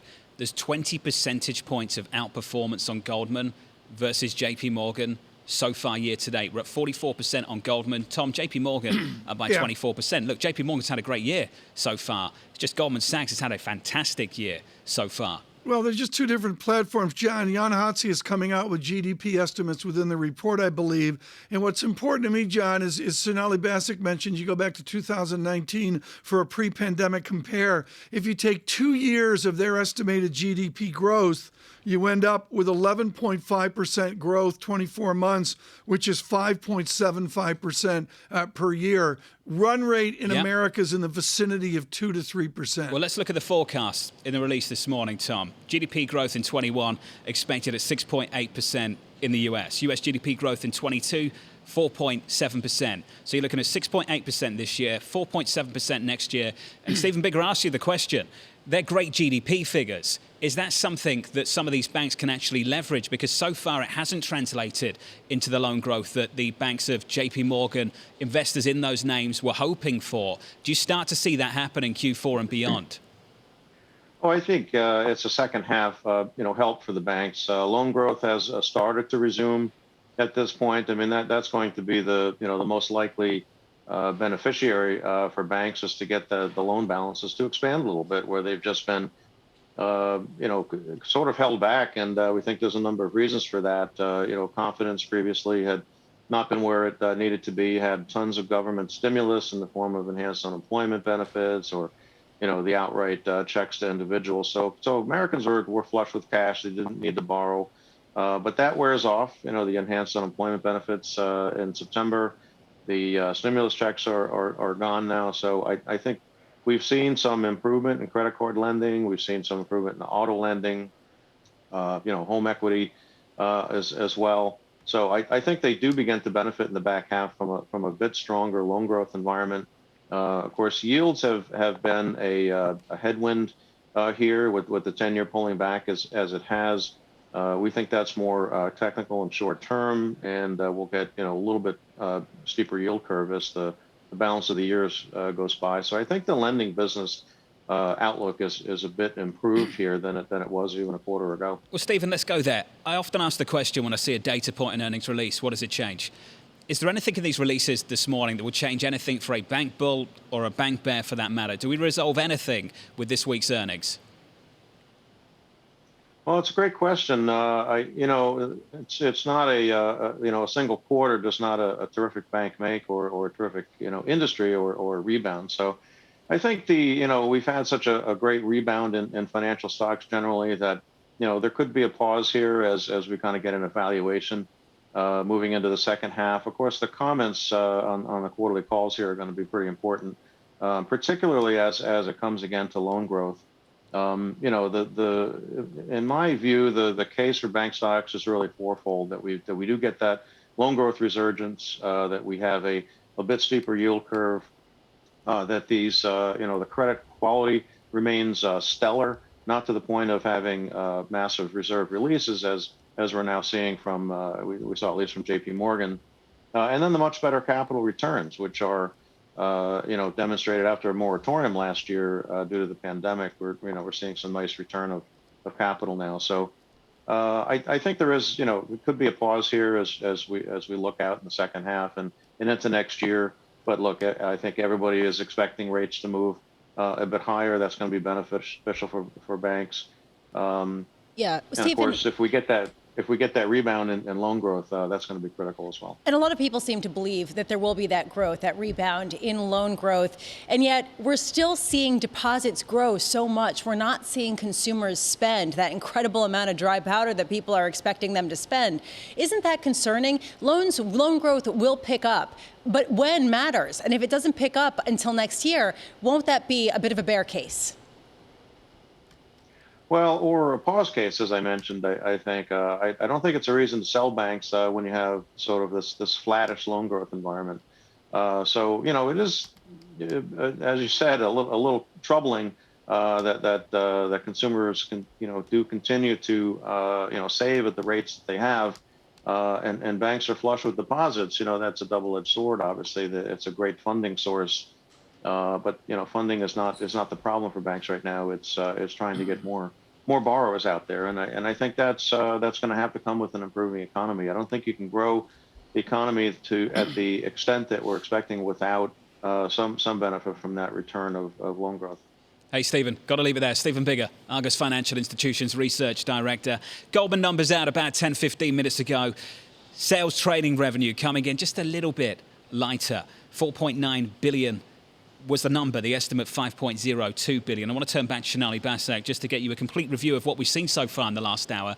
JPMorgan about an hour ago now, Sonali. Goldman Sachs about 10 minutes ago.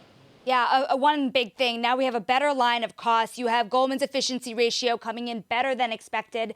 Headcount pretty unchanged. Over at JPMorgan, that headcount is a little bit higher, and the costs are coming in higher than expected, certainly for the full year expectations. So again, it's going to come down to efficiency. This is a story we have seen before on Wall Street. At Goldman Sachs, listen, that trading revenue, the FICC trading is a little bit lighter than expected for Goldman Sachs, with about almost a third of their business, their net revenue coming in from global markets.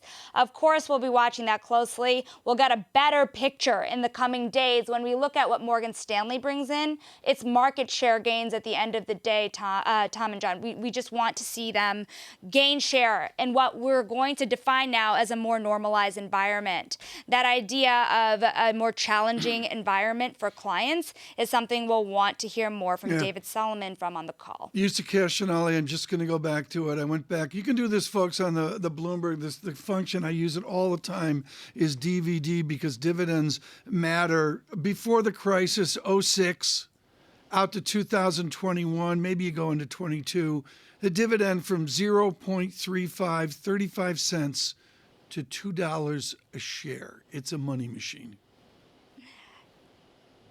Yeah, I mean, it's a money machine. The other thing, Tom, I sent this note to you a little earlier. That value at risk number that we saw over at JPMorgan, I don't want to ignore it. The reason I don't want to ignore it, that going down to 42, there's a concern coming inside these banks and from their clients that the banks are not going to step in or are not stepping in times of stress. We have not seen that to a great degree yet. And so forward-looking expectations. Do they expect a 10% drawdown into the rest of the year, a 20% drawdown, or are we expecting things to be A-OK?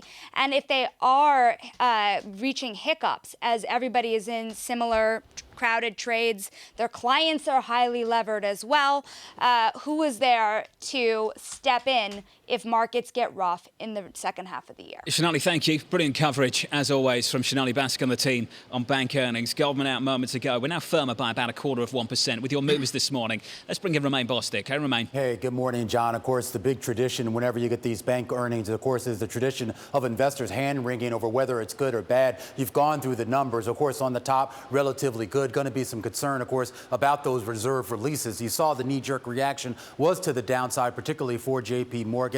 They're pairing some of those losses. Goldman does remain firmly here in the green. Keep in mind, both of these stocks, as most of the bank stocks, rallied into the start of this earnings season. So you have to keep that in perspective as well when we look at these numbers on the board behind me. We're talking about fractional moves to the upside on JPMorgan, fractional move to the downside for Goldman Sachs. The other big story today, at least as far as earnings, that was Pepsico.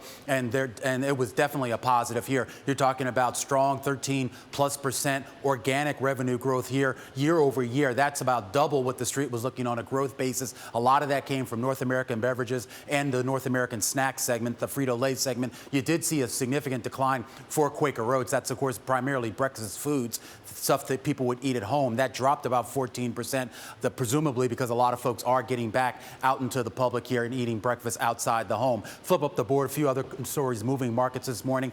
Boeing shares lower here. Interesting commentary today about a 787 Dreamliner saying it's not going to actually be able to deliver all that it had planned to deliver on those planes, primarily because of a flaw in the nose. And a lot of the Chinese tech stocks getting a bid here after Chinese regulators signed off on a big acquisition that Tencent was making. Some concern here now that maybe that regulatory cloud might be lifting. Romain, thank you. Romain Posty, thank you very much. Catch Romain at a close. More coverage of the banks still to come on radio, on TV, alongside Tom Keene and Lisa Abramowicz. I'm Jonathan Ferro from New York. Chris Harvey of Wells Fargo weighing in next. This is Bloomberg.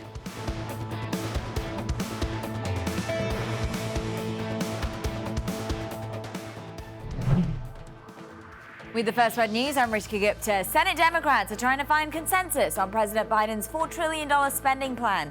The president met with Senate Budget Committee Chair Bernie Sanders, who said, quote, "I think we are on the same page. Democrats are divided over the size and scope of the president's proposal. It's intended to include a number of social spending and tax provisions."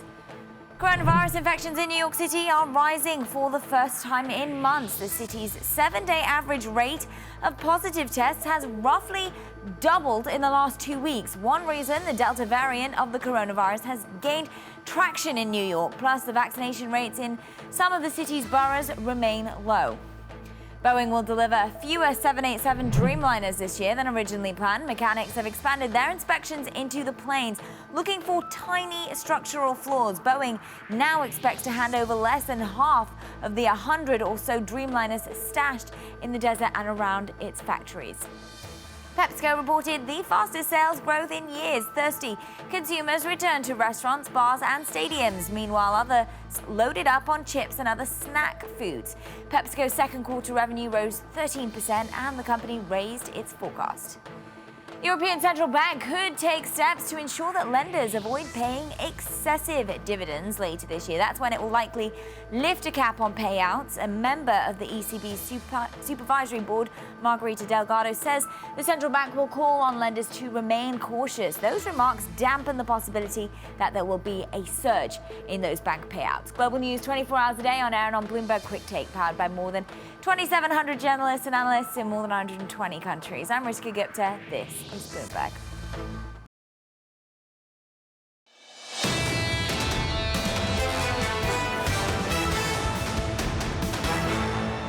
From New York City for our audience worldwide, live on TV and radio. So much to get through this Tuesday morning. Good morning. Alongside Tom Keene, Lisa Abramowicz, I'm Jonathan Ferro. Your equity market, all-time highs into Tuesday, 43.77.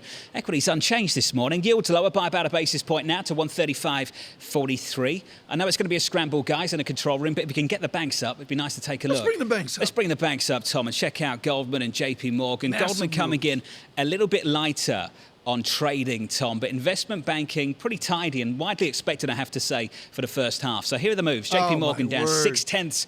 Goldman Sachs craters. up 0.5%. Crushed. TK, given the snark and sarcasm that you're spewing this morning, worth pointing out the year-to-date gains, which I think is what Tom's getting at. Up by more than 20% at JPMorgan, up by more than 40% at Goldman year-to-date. John, here's the game, folks. And in the case of JPMorgan, I believe it's 2 conference calls. They're going to come out of the conference calls, and these guys are going to be grilled. I mean, grilled on the view forward. And John, I don't know what that view is. But it's the forward look. Right Tom, I'm with you. It's the forward look we want. And Lisa, it's the forward look on loan growth that I think everybody wants to see. I personally think that the moves are interesting, even though they're not that significant, based on the year-to-date moves where Goldman Sachs has already outperformed so significantly. Look, the positive news has been in investment banking revenues, right? That's where the bright spot has been across the board. That is seen to and expected to continue, whereas loan growth is much more of a question mark. There are some really mixed signals there. So JPMorgan more hinged to that, Goldman Sachs more hinged to a part of the economy that is more certainly going to pick up, and I think that that's a big message. This is why Tom and I could never be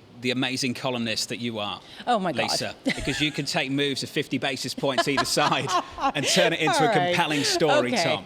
Tom and I just don't have that, Lisa. We just don't have that. Wow, that was wonderful. That was a fantastic. Down a half of 1% on JP, up a half of 1% on Goldman. Look, it's at least telling to be able to look at what the first read is. I'm not saying that it's the story. The year-to-date story certainly has been that. And in the numbers, it does look like the investment banking area is the bright spot. But I'll take your snark. It's good to have you back. Thanks. I meant that. That was genuine. And what's great about it, John, is she's fluent in Greek. So, you know, she's got Do you know it what she all said to me covered. this morning, Tom? Oh, baby. Comes in, I'm tired, you're tired. And she said, well, what about me? I'm 7 hours ahead of you still. I said, you want me to feel sorry for you because you're on Greek time. You're on Greek time and you want me to feel sorry for you. Yeah. Maybe she's hungry. I don't know. Is it lunchtime? Is that what it is? Yeah. Okay. Let's I'm sorry. get some eggs. Just spare a thought for Lisa this morning, Tom. Yeah, she's on Crete time still. She's on Crete time. Sure. Yes, well, right now what we're going to do is migrate. And this is the first really important conversation we've had on something that's really, really important. And you could hear it in Janet Yellen's phrases. The Secretary of Treasury has an exceptionally insightful interview with our Christopher Condon to translate. Saleha Mohsen joins us now from Washington. Saleha, I look at one single quote here, which literally sounds like it could come out of, I don't know, Poland or Belgium, or I'll let you pick one of the Scandinavian countries. Here is Janet Yellen on our common needs. Bring up that board, if you will. This is a real shift on how the world is going to cooperate to make sure capital income bears its fair share of paying for common needs. Saleha, is there any history where the Congress of the United States gives a damn about common needs? Well, look, what they need to grapple with right now is figuring out whether this needs to be legislation or if this is a treaty that needs to be endorsed by and approved by Congress. But Janet Yellen, Secretary Yellen, has told our colleague Chris Condon in Brussels in an interview that the Republican side will see a lot of urgent requests, a lot of encouragement from businesses saying that to protect American businesses, they will need approval on this deal to end the race to the bottom. But we have not heard from the Chamber of Congress. We have not heard a response from the business community yet. Okay, there was headlines out. I don't have the numbers in front of me, folks. I failed. My entourage didn't get them to me correctly. But Apple, literally in the last X number of hours, has announced that Tim Cook has migrated United Kingdom profits over to Ireland to pay a lesser tax. Is that going to go away? Is Janet Yellen telling Tim Cook that game is going to go away? You know, that's what it looks like. She did not share with Bloomberg News what her specific conversations with Ireland's Donahue were. She did say that it is clear that Ireland will want to make sure that they can sell that plan as being in the best economic interest for the country, for Ireland itself. But she is clearly signaling a hope that Ireland signs on to this deal. Saleha, in emphasizing the business interest here, the business pressure on Republicans in particular, is Janet Yellen, Treasury Secretary Yellen, speaking more to Europeans saying, we actually do have a consensus, I'm coming from a united front? Is that the effort here? Absolutely. I mean, this is definitely a lot of messaging for Europeans who she has been negotiating with for the past week in Brussels and in Venice and last month and really just most of this year so far. But it's also a signal to Congress and to the business community to step up their lobbying efforts and get to their respective congressmen to get this passed. So, Leah, just before you run, I hear a rumor a book might be coming from you. Is that right? Is this true? Is this true? Oh, yes, that is true. I'm writing a book about the Treasury Department and the strong dollar policy. There we go. Have the movie rights been sold? Absolutely not, but Tom Keene, you can be the star. Surveillance exclusive right here. That's all he wants to know, Saleha, honestly. What about me? What am I doing? Am I in the book? Saleha's going to catch up down in Washington, D.C. on Secretary Yellen. Really wonderful. John, I don't buy it for a minute. We're going to go into this. There's pillar 1, pillar 2, pillar 3, pillar 4. You're telling me a congressman from Kentucky is going to care about the common needs of France? Yep, and Ireland, for that matter, are they on board with any of this? Look, it's really difficult. I understand the argument behind it. Oh, yeah, One, I get it. I totally get it. The United States does not want to compete with Ireland on taxes.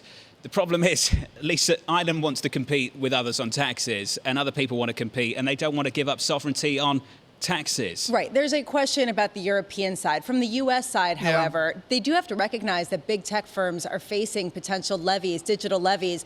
Otherwise, if this could supersede that, could that actually create some consensus in Congress? I mean, that's a valid point. John, to be blunt, John, we talk about Kentucky. How's this play in Manchester? Up in Manchester, Tom?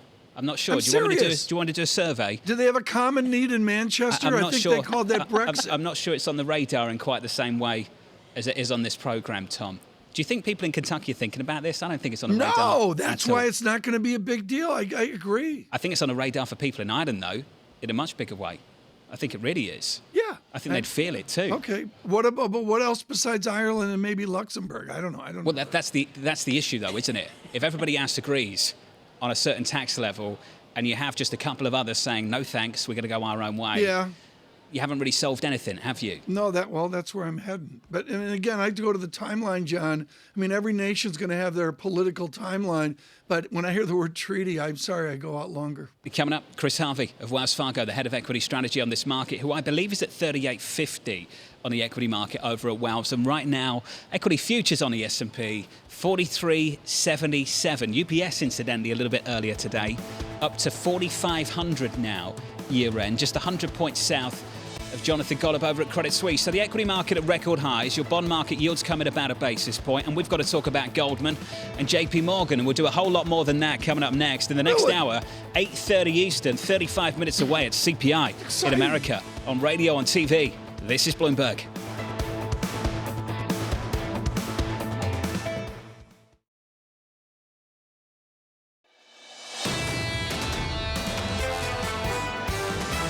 The consumers have been venturing out into the real economy, and they have been gradually putting that cash to work. When you look ahead to the next few quarters, we very much believe the economy will be still growing well above trend. You just don't see losses in equity markets without the market starting to move considerably more than it is now. If the U.S. economy is going to get back to decent shape, you'd have to expect a real yield of zero. The Fed is incredibly opaque, right? If you give it a lot of goals, it doesn't have many tools to hit all those goals. This is Bloomberg Surveillance with Tom Keene, Jonathan Ferro, and Lisa Abramowicz.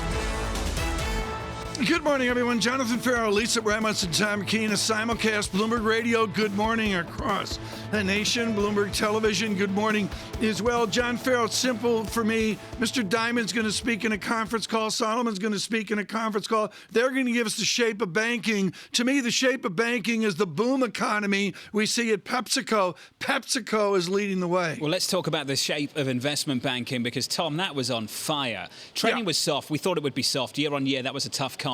But when you look at investment banking revenue at JPMorgan, that was a record quarter.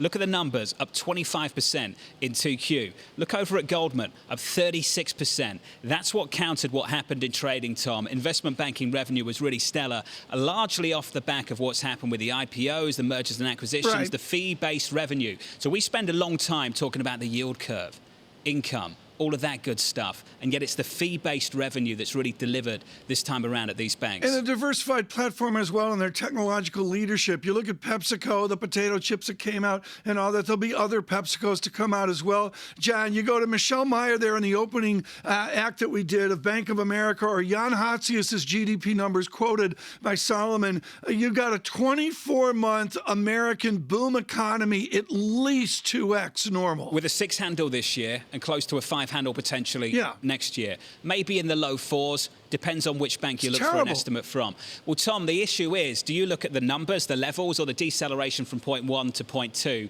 And it's the deceleration seemingly from 0.1 to 0.2 that is driving things at the moment, at least for a lot of people. Lisa, real yield creeping up. It's going to be a negative 1.00 by the time we massage the economic data at the bottom of the hour. Lisa, I'm looking at a bond market that why are yields so low, Lisa? And the 10-year auction was a disaster, I say, a disaster.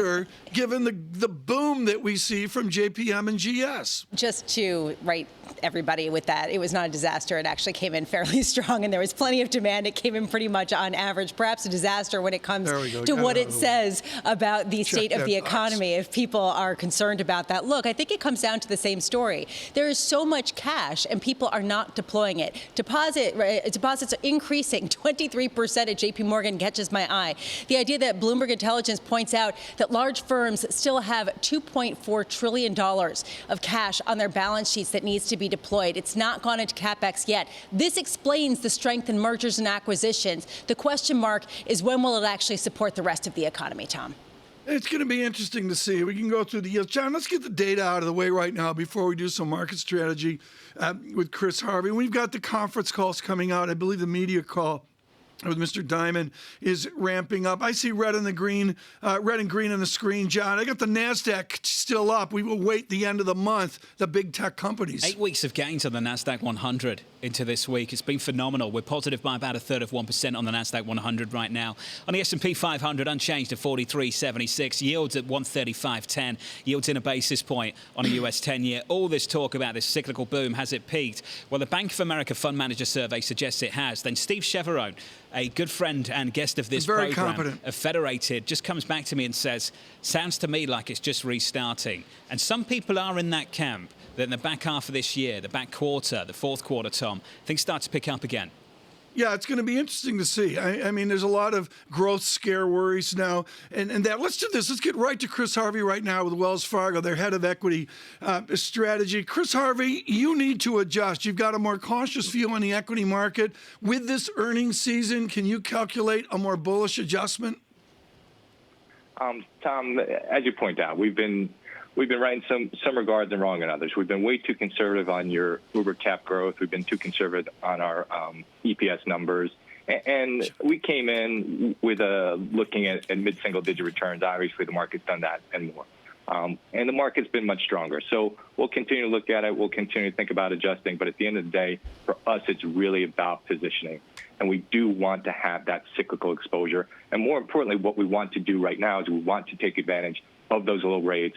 So it's companies that can buy back share. They can go out into the market. They can issue debt. They can buy back share in any type of sell-off. Those companies probably, in theory and in practice, probably protect you to the downside. They offer a very good risk reward. There's a lot of GURPY names out there, and that's where we want to put our focus. To be fair to you, Chris, the headline call, the index level call, wasn't the core of your call at 38.50. It was just this cyclical call that we'd get this boom, and we have done. What surprised you about growth equities, the big tech names so far this year, and how resilient some of them have been? Really what surprised us is just rates. We would not expect, when you're looking at generational GDP, that you have real rates at minus 100 basis points. You can talk as much as you want about disruptive technologies, but many of these companies are strictly a duration play at this point in time. So if rates are going to go down, these things are going to outperform. And the funny thing is, if we look back to the end of May, what's outperformed? Growth. But what hasn't outperformed? Staples and utilities, things that are traditionally tied to rates. And so we find it very, very funny that this is going on. And you're right, you hit on a key question or a key narrative that we're talking about. Many people are talking about the deceleration, and that's what they're focused on. And we don't think the deceleration will be as fast as many people expect. So, Chris, what do you need right now? Do you need rates to stop going lower, or do you need them to go higher? They're two different calls, really. Which one do you need right now? Right. Right now, we just need rates not to go lower. We need we need people to realize that many corporations have done a good job at defending margins. We need to hear that pricing power is still out there, and we need to hear that demand is not inelastic, but still very strong. And more importantly, the individual and the end buyer is still a price taker. And I think we're going to hear many of these things. Chris, what's priced in terms of share buybacks? Because you talked about how so much cash on the hands of companies is going to go straight into that. And you expect Q2 share buybacks to exceed the pre-COVID $150 billion quarterly average that we saw pre-COVID. What's currently priced into the headline number? So that's a tough question to answer. And I just want to turn a little bit, because you said something earlier that I thought was very interesting. We do have a ton of cash on the balance sheet. And maybe one of the reasons why rates are so low is you haven't had the opportunity to really get aggressive on your share buybacks, on your property, plant, and equipment, on your CapEx, due to the market going higher and also because of supply chain issues. and that's complicating issues.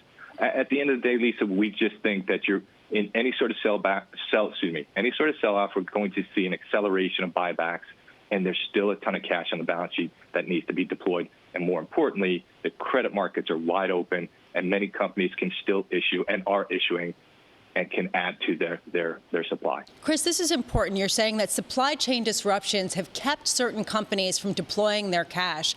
Are we seeing those supply chain disruptions ease enough to see more CapEx and actually an accelerating amount deployed in the next couple of months? Not yet. I think we have to do a lot more. Last year, I'll take myself as an example. Last year, I bought a car. Inventories were very tight. I look this year, inventories are still tight.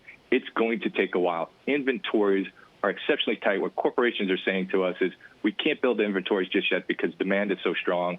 We expect to see a loosening of the labor market. We expect to see the supply chains loosen up, but it's going to take a while before it really gets back to normal. It's a good at least 6 months. What do you do with big tech? What do you do with big tech? You want to have a couple big tech names in the portfolio. Some of them do fit into our GARPy scenario, but for the most part, if you have big tech that's high growth, high multiple, that's a place we really don't like. We do think that rates eventually will react to the fundamentals, not just the Fed. And as rates go higher, we think they will underperform. So we would sell off anything with high growth, high price, and things that are more GARPy, we would hold on to. What was the car, Chris? The key question. That is the only question, isn't it? Clearly. What car did you get, Chris? Doesn't want to talk about it. Rightly so. Just a respectable get around for the family. That's all you had to say, Chris. I got a family truckster. That's what I got. It's embarrassing. I believe you. Chris Harvey, Wells Fargo Securities Head of Equity Strategy. Chris Harvey, thank you. S&P 500 futures 43.77. Bottom of the hour, 8:30 Eastern Time. CPI in America just around the corner. Yeah, it is. I mean, CPI is going to be a huge deal. And frankly, it's going to fold into this earnings season as well. There's a little bit of percolation out there today, John, about beginning to look for significantly lower inflation rates. I have trouble with that when I look at the rent story, not only in the bigger cities, but also really across the nation. Well, that's the difference between your experience with prices and how this data will capture it. And that distinction, Lisa, is something a lot of people grapple with every day. Yeah, they're talking about how this is a distorted measure that is sort of skewed probably a bit lower than real inflation that people are experiencing in their day-to-day lives based on what they actually buy. I think it is going to be important, though, to dissect the components. The idea, though, that higher rent is a positive sign about economic growth is always interesting to me, John. Is that a good thing? I think a lot of people find it interesting that the Fed is always shooting for higher prices. When you explain that to everyday people who are away from this market, away from the economics profession, I think they struggle with that too, Lisa. It depends which prices are higher and whether it bleeds into higher wages. And that's why I think a lot of people are waiting for the labor market to pick back up. I just am struck. It's a faith-based economy right now. I mean, the data that we're getting, people are looking past it and saying it's going to be irrelevant in 6 months when everything changes. It always is, though, isn't it? A faith-based economy for policymakers. Things will get better. I hope they do. It looks like they will. 43.77 on the S&P. We're unchanged on the S&P 500. Yields are in a basis point to 135.10 on 10s. And in 20 minutes' time, you will get US CPI data in America from New York. This is Bloomberg.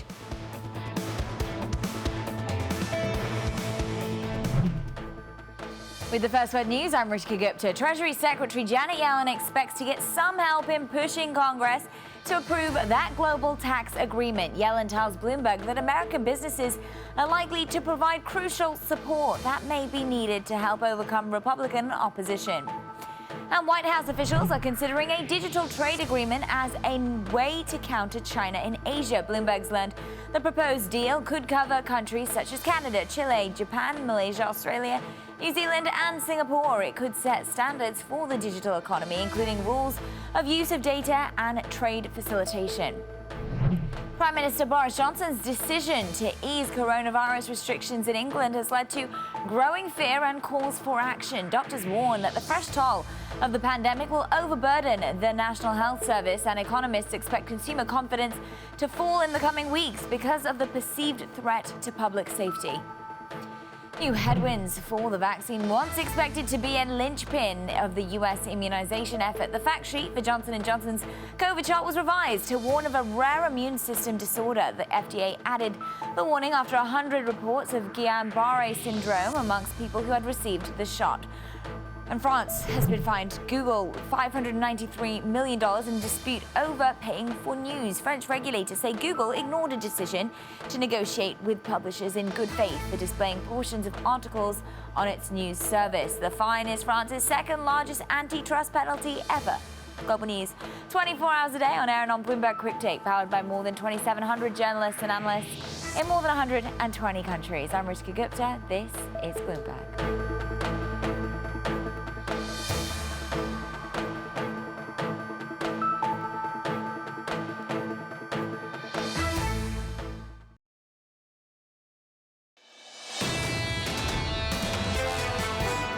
When you take a look at the excess capital that these banks have, including JPMorgan Chase, and their core revenue and earnings growth, that dividend growth should be considered into the high single digits. I think that's reasonable, anywhere from 6 to 9%, but these are not double-digit, dividend growers.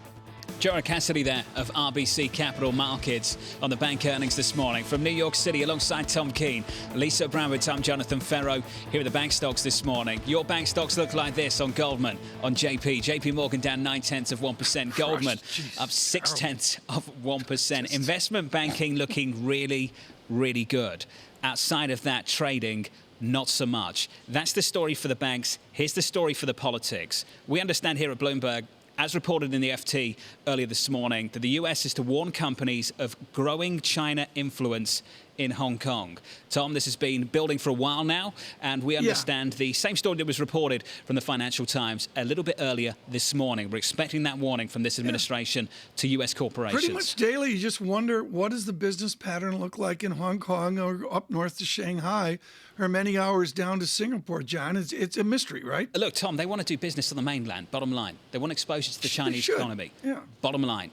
And they'll work within the rules to make that happen. I haven't seen anyone that's willing to take some kind of moral stance off the back of the allegations of human rights abuses who are looking to move away from Hong Kong and move away from the mainland for that matter too. Well, it's going to be interesting to see. Right now, this is off of our interview with the Secretary of Treasury, Janet Yellen, or Christopher Condon in Brussels, talking to her about the initial dialogue on treaty. The dreaded T word is a different word in Washington, and Gregory Valliere is very good at this with AGF Investments as well. New Hampshire guy, I want to go back to the Canadian Fisheries Treaty of 1888. This threw Grover Cleveland, not Grover Cleveland Alexander, Grover Cleveland out of office. The president literally lost the race over this treaty. Greg Valliere, treaties are not simple things, are they? No, they're not. That one with Grover Cleveland, I somehow have forgotten. But no, I think you make a very good point, Tom, and that is to get a treaty, you must get 2/3 of the Senate to agree. And Janet Yellen in Venice over the weekend conceded that it could be a year before we get her minimum global corporate tax done. I think it could be even longer than that. I do not think the votes are there in the Senate to approve it. Are the votes there in Europe? John Ferro brought this up earlier, and frankly, doesn't Europe have to agree on all this before the U.S. steps in?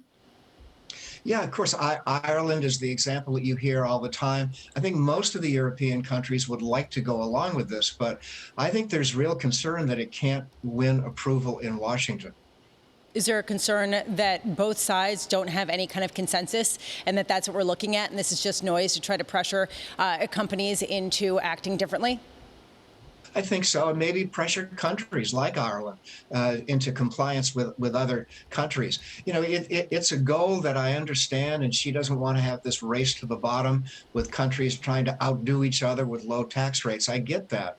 But at the same time, A, there's not a lot of support for tax increases in Congress, and B, as I said, it's a treaty, and that makes it a real problem. We know a subject where there is some support on both sides right now, and that subject is China, Greg. That headline that just crossed the Bloomberg, it was reported in the Financial Times a little bit earlier this morning. The U.S. to warn companies of a growing China influence in Hong Kong.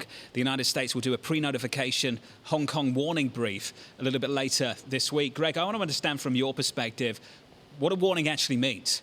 Does this get backed up by some kind of policy initiative? Well, it could. It could involve sanctions down the road. I think initially, John, it's all about data. I think there's a great fear in Washington that our companies dealing in Hong Kong or even on the mainland have a real risk of having their data stolen. China's very good at hacking, and I think that's a big concern in the Biden administration, along with human rights. How can you distinguish the noise from the signal here when it comes to China policy? Because we get a lot of saber rattling. And how do we know this is truly an escalation that will have legs and that will perhaps even spur a response from Chinese authorities? Well, I do think it's for real. When I talk to people in Washington, Lisa, in both parties, there's virtual unanimity that China doesn't play fair, whether it's hacking, its activities in the South China Sea, its treatment of dissidents, and of course, its lack of transparency on the virus. Most people in this city really do want to take tough action. What's the cohesive message from the Biden administration? What are they hoping to accomplish? And what are the benchmarks for success when it comes to the U.S.-China relationship?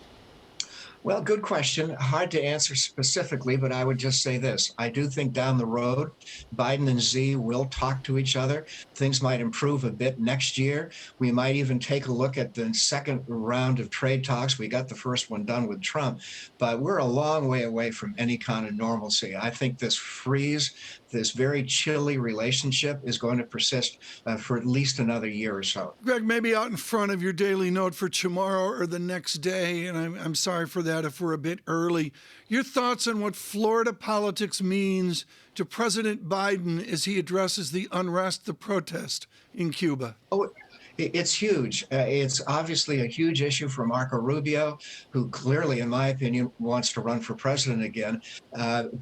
After we have abdicated, Tom, in Afghanistan, for us to sort of shrug our shoulders at what's going on in Havana and other Cuban cities, I think would really hurt Biden politically. He's already made it clear that another big constituency in South Florida, the Haitians, aren't going to get any support from the U.S. As that country sinks into anarchy. So I think if Biden looks like he is abdicating, that would not send a real positive signal. Greg, good to catch up, sir. Always good to see you. Thank you. Greg Valliere, right. AGF Investments Chief, U.S. Policy Strategist. So much to get through. Just moments ago, we had a headline across the Bloomberg. A similar story to the one you might have read in the Financial Times earlier this morning. The United States to warn companies of a growing influence from China and the mainland, Tom, in Hong Kong. Well, in Hong Kong, and it's not Shanghai. Is it becoming rapidly like Shanghai? Or, pick another city, John, you may be more up to speed on than I am. What we've got here is a massively changed environment. I don't buy the idea of Singapore, just that it's so darn far away. And to be honest, the weather is radically different in Singapore than Hong Kong. Are we going to move everybody down there? I just don't buy it. Tom, I don't think it will come down to the weather. I think it will come down to whether these companies are forced to or not. Yeah, I'll go with that. I don't think anybody wants to offend the mainland. And when I say anybody, I mean the multinational So what do you do, move companies to Shanghai? that want to exist there. I don't know. We'll see. But I go back to something I've said repeatedly. When you ask these companies about China, when you ask them about the national security law, when you ask them about the alleged human rights abuses in Xinjiang, what's the response you get, Tom? They don't want to talk about it. They don't want to talk about it. Yes, that's the response. We'll probably hear that in the conference call today. Conference call with JPMorgan underway, I understand, Tom. That's a media call. CPI data, a little bit later in 5 minutes. Is the next call the proper call 9:30? Is that right? I would suggest yes. Eastern time. True. I can rely on you for the answer, Lisa. Thank you. CPI in America coming up in about 30 seconds and 5 minutes. 30 seconds and 4 minutes. Really? I time. didn't know that. 4 minutes, 30 seconds away. Good. CPI You nailed in that, America. John. Thank you, Very Tom. good. That's what I'm here for. Yeah, just a count. 43.76 on the S&P from New York City this morning. Good morning. Alongside Tom Keene. 14 seconds and 4 minutes. Just a little grumpy this morning, aren't you? Together with Lisa Abramowicz, I'm Jonathan Ferro. All-time highs in the equity market. Inflation data next from New York. This is Bloomberg.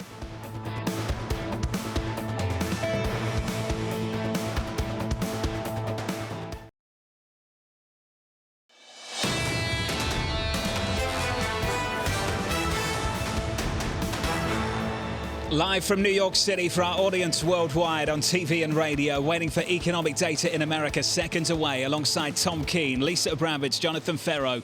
This is Bloomberg with your economic data as we await the CPI report in America. Here are the numbers. Here's Mike McKee. Good morning to you all, and we have some inflation, a lot more than anticipated. On a month-over-month basis, the CPI rises 0.9%. The forecast was for 0.5%. The core rate up also 0.9. The forecast there 0.4%. On a year-over-year basis, we now hit 5.4% for the CPI, and the core at 4.5%. So some significant increases in prices this last month. Let's take a look at some of the ones that we have here in terms of the change. Food is up 0.8%.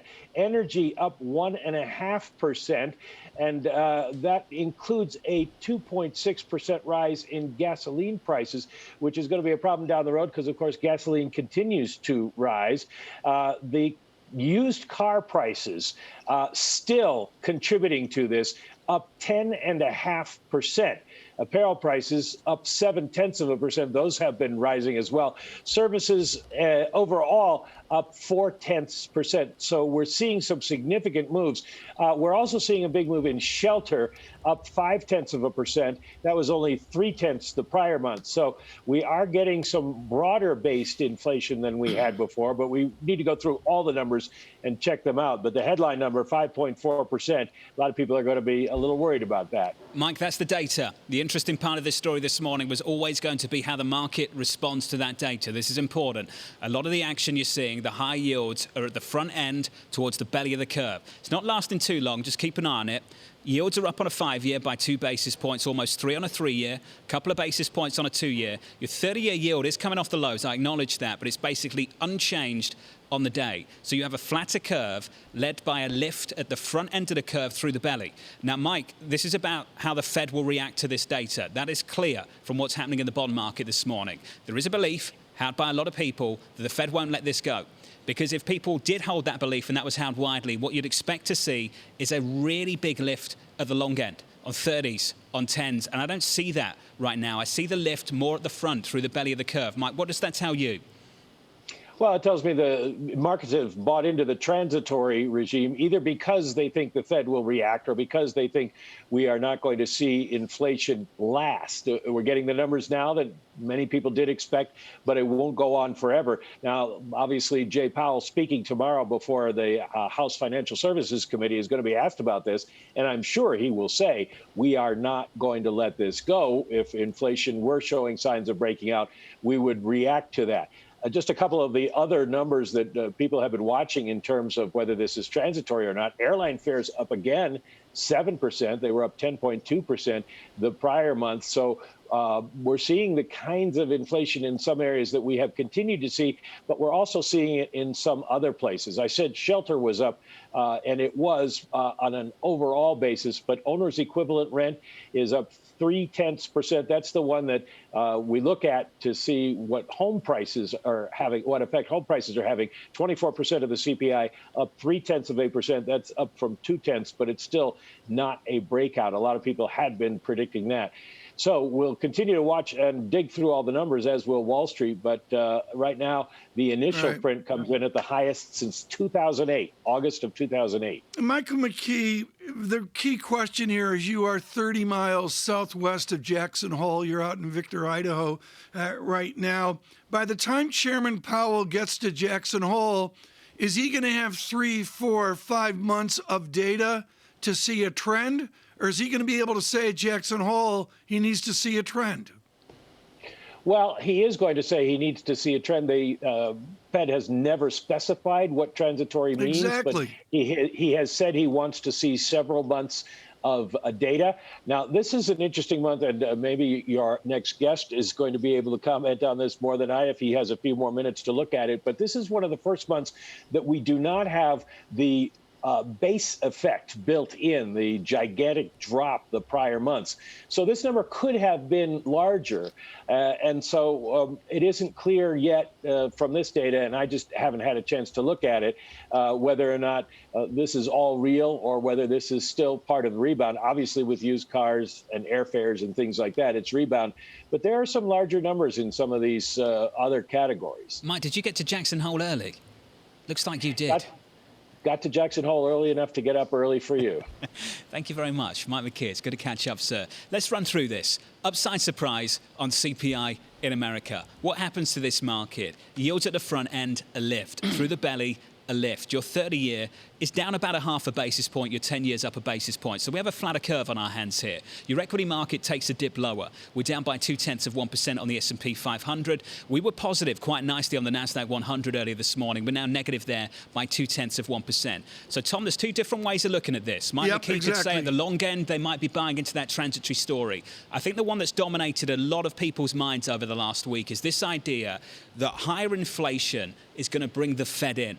It's going to reinforce the argument of the hawks of the Federal Reserve, and that really would explain what's happening in this market right now in the bond market, on twos and out through the belly. It's very, very early. We're talking 5-6 minutes after the initial print itself. So I don't want to run away with this idea. I just think for a lot of people who wake up, hear that number this morning, look at the market reaction, that's the narrative quite a few people will run with this morning, Tom. I'm going to take it right over then to the conference calls of these banks, to what we saw from Pepsico and what we will see in the next, say, 60 days.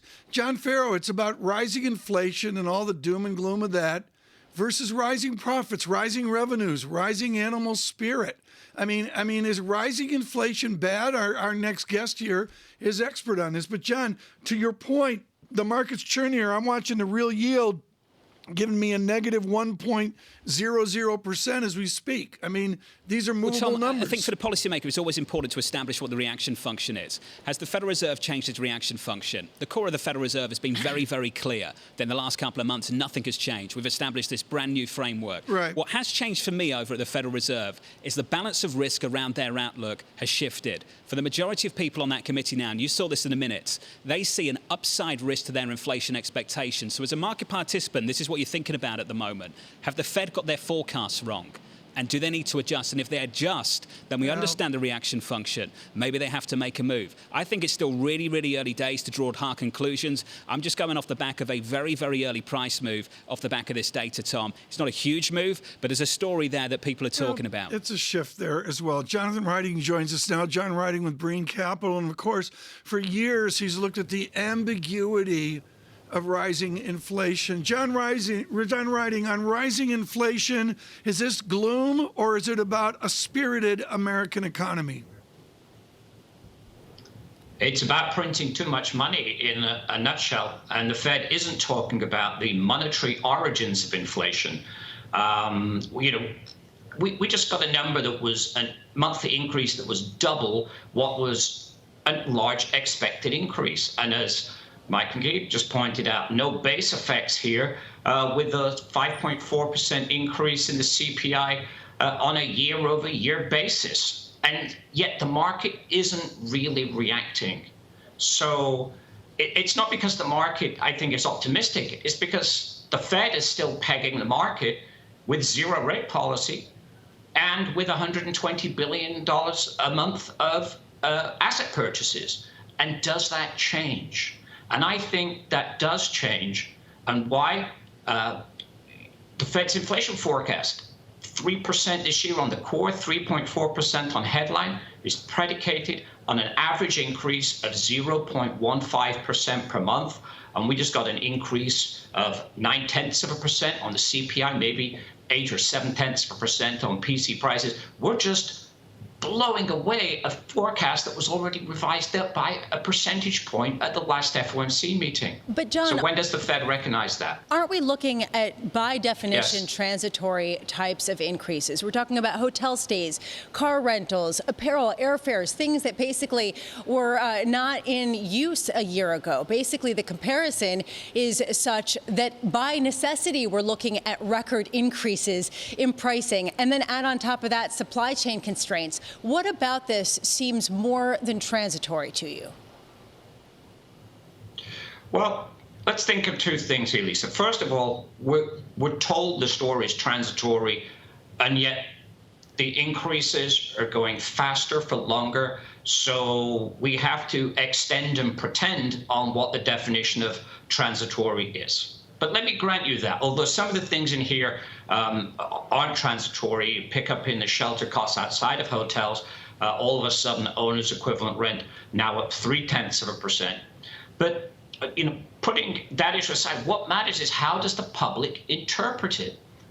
And if the public starts to interpret these transitory increases as something more, and they start raising their inflation expectations, as the surveys have shown they are doing, and presumably will continue to do given this number, that can change the inflation dynamics. And that can turn something that's transitory, admittedly at 5.4% year over year, to something that's a little less transitory at, say, 3% per year, or 3.5% per year, which is beyond the Fed's comfort zone. And it takes two participants of the FOMC to think that, well, maybe we should lift rates in 2022 rather than 2023, for that signal to come that in September, that 2022 is the lift-off year for interest rates. All right, John, let's say that that's what happens and the Fed actually gets more aggressive than the market is expecting and says they're going to start tapering their bond purchases earlier. Do long-end yields rise or fall? Because the last time that they signaled perhaps the even most slightest hawkish tilt, long-term yields fell because people thought that any tightening would lead to even slower longer-term economic growth. That's a great question. And if we knew the answer to that, we would all be better off. And so we have to conjecture. The curve actually is relatively flat. The spread between 2-year yields and 10-year yields is a lot steeper than it was, but it's still relatively flat for this stage in the cycle. But would the Fed signaling that it's going to respond to higher inflation represent a tightening or just a catch-up to where the Fed's fallen behind from? We've got to be very careful in our use of words. John talked about the reaction function. The question is, does the Fed react to the inflation data? If the Fed reacts to the inflation data, they are catching up. They haven't become more hawkish. They're just responding to an environment that they didn't expect. This, in my opinion, is a fairly dovish Fed. And by continuing to go on about the transitory story and not open up the possibility that it might be something more lasting that they're going to have to respond to sooner, the Fed's actually behaving quite dovish, not hawkish. John, got to leave it there. What a fascinating morning. John Reining there, Breen Capital Chief Economic Advisor. If you're looking at this price action this morning, it's a lift at the front end by a couple of basis points through the belly of the curve out to 5s. Your 5-year yield coming in 2-3 basis points. And then we're lower on 30s by about a basis point or so.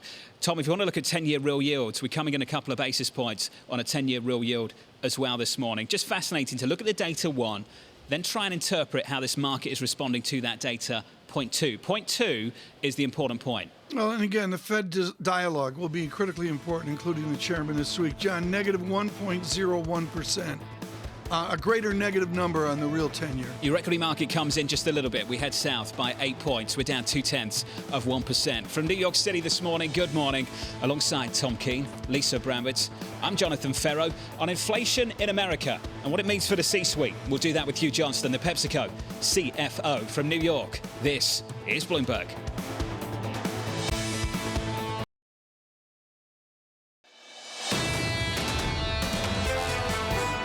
I think there's a good chance that oil prices will be robust and high over the coming years, Alex. I think there's a good possibility that they will be volatile.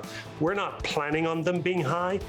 We're building a company that's resilient to a low price, but I can tell you and I can assure you that if they are high, we have a portfolio that will absolutely benefit from that. Bernard Looney, BP CEO. This is at the Bloomberg Sustainable Business Summit. Some other good conversation there on the path forward. Right now, the path forward on the data is straightforward. Futures negative 10, Dow futures negative 64. The VIX was a 16 out to 16.45. There's no question we've seen some movement off high inflation. Lisa, quickly, what do you see in the bond market? I just think that you nailed it with the negative real yields. The idea here that you're seeing inflation expectations over the next 10 years actually rise on the heels of this, while you see the 10-year yield on the actual 10-year yield fall. Shocking to me. Some dollar strength. Euro gives way finally, 118.10. We're not down to a 117 handle. Right now, on a really, really important observation of the economy, and it does have to do with the big banks and banking across this nation. It does have to do with PepsiCo that we saw earnings, but it really has to do with the rest of America. Barry Rittenholtz writing brilliantly as he can do on the emotion of our American labor economy. Barry, I did the same thing you did. Work on your feet when we were kids. I'm not working on my feet now. I'm sitting down and very comfortable as you are. There's a time where we didn't, and there's a resounding scream, you say, that we're done working on our feet. And that's this shift that we see in lower wage economy. Yeah, that's right. Every time I speak to a restaurant owner and they complain about not being able to find help, the question is always, the first question is always, what are you paying? And then the second question is, hey, during the year of lockdown, did you stay in touch with staff? Are you plugged into what they're doing and whether they're still in the industry? And when we look at both the quits rate at record highs and the number of new business formations, it's pretty clear that a lot of people who were otherwise occupied during the pandemic have formed new companies, have shifted careers, and they are no longer in those low-wage, dead-end jobs that are so hard to fill today. What do those industries do? I don't know. I was just reading a piece the other day about offering 401ks to waiters and bartenders. I'm honestly stymied by that. I don't know how to find workers to tend bar or wash dishes or be waiters. I remember it as a very challenging job that was, even if you were very good and worked hard, so much of your compensation was dependent on forces outside of your control, whether it's a restaurant review or even the weather. Bad weather keeps people at home. And so people during the past year, I think, made a decision to level up, to increase their skill set, and to find new careers rather than just sitting around. It's not that people are lazy and collecting unemployment. It's the exact opposite. People took that money as an opportunity to make a better potential economic circumstance. But Barry, if you pay people enough, they'll do anything, right? I mean, at a certain point, not anything, but, you know, if you raise the wages, you get a much bigger potential labor pool, especially at a time when we see small businesses looking to hire at the greatest proportion, going back in data at least to 2010. Don't you expect wages perhaps to increase even more perhaps than some people are expecting or pricing in?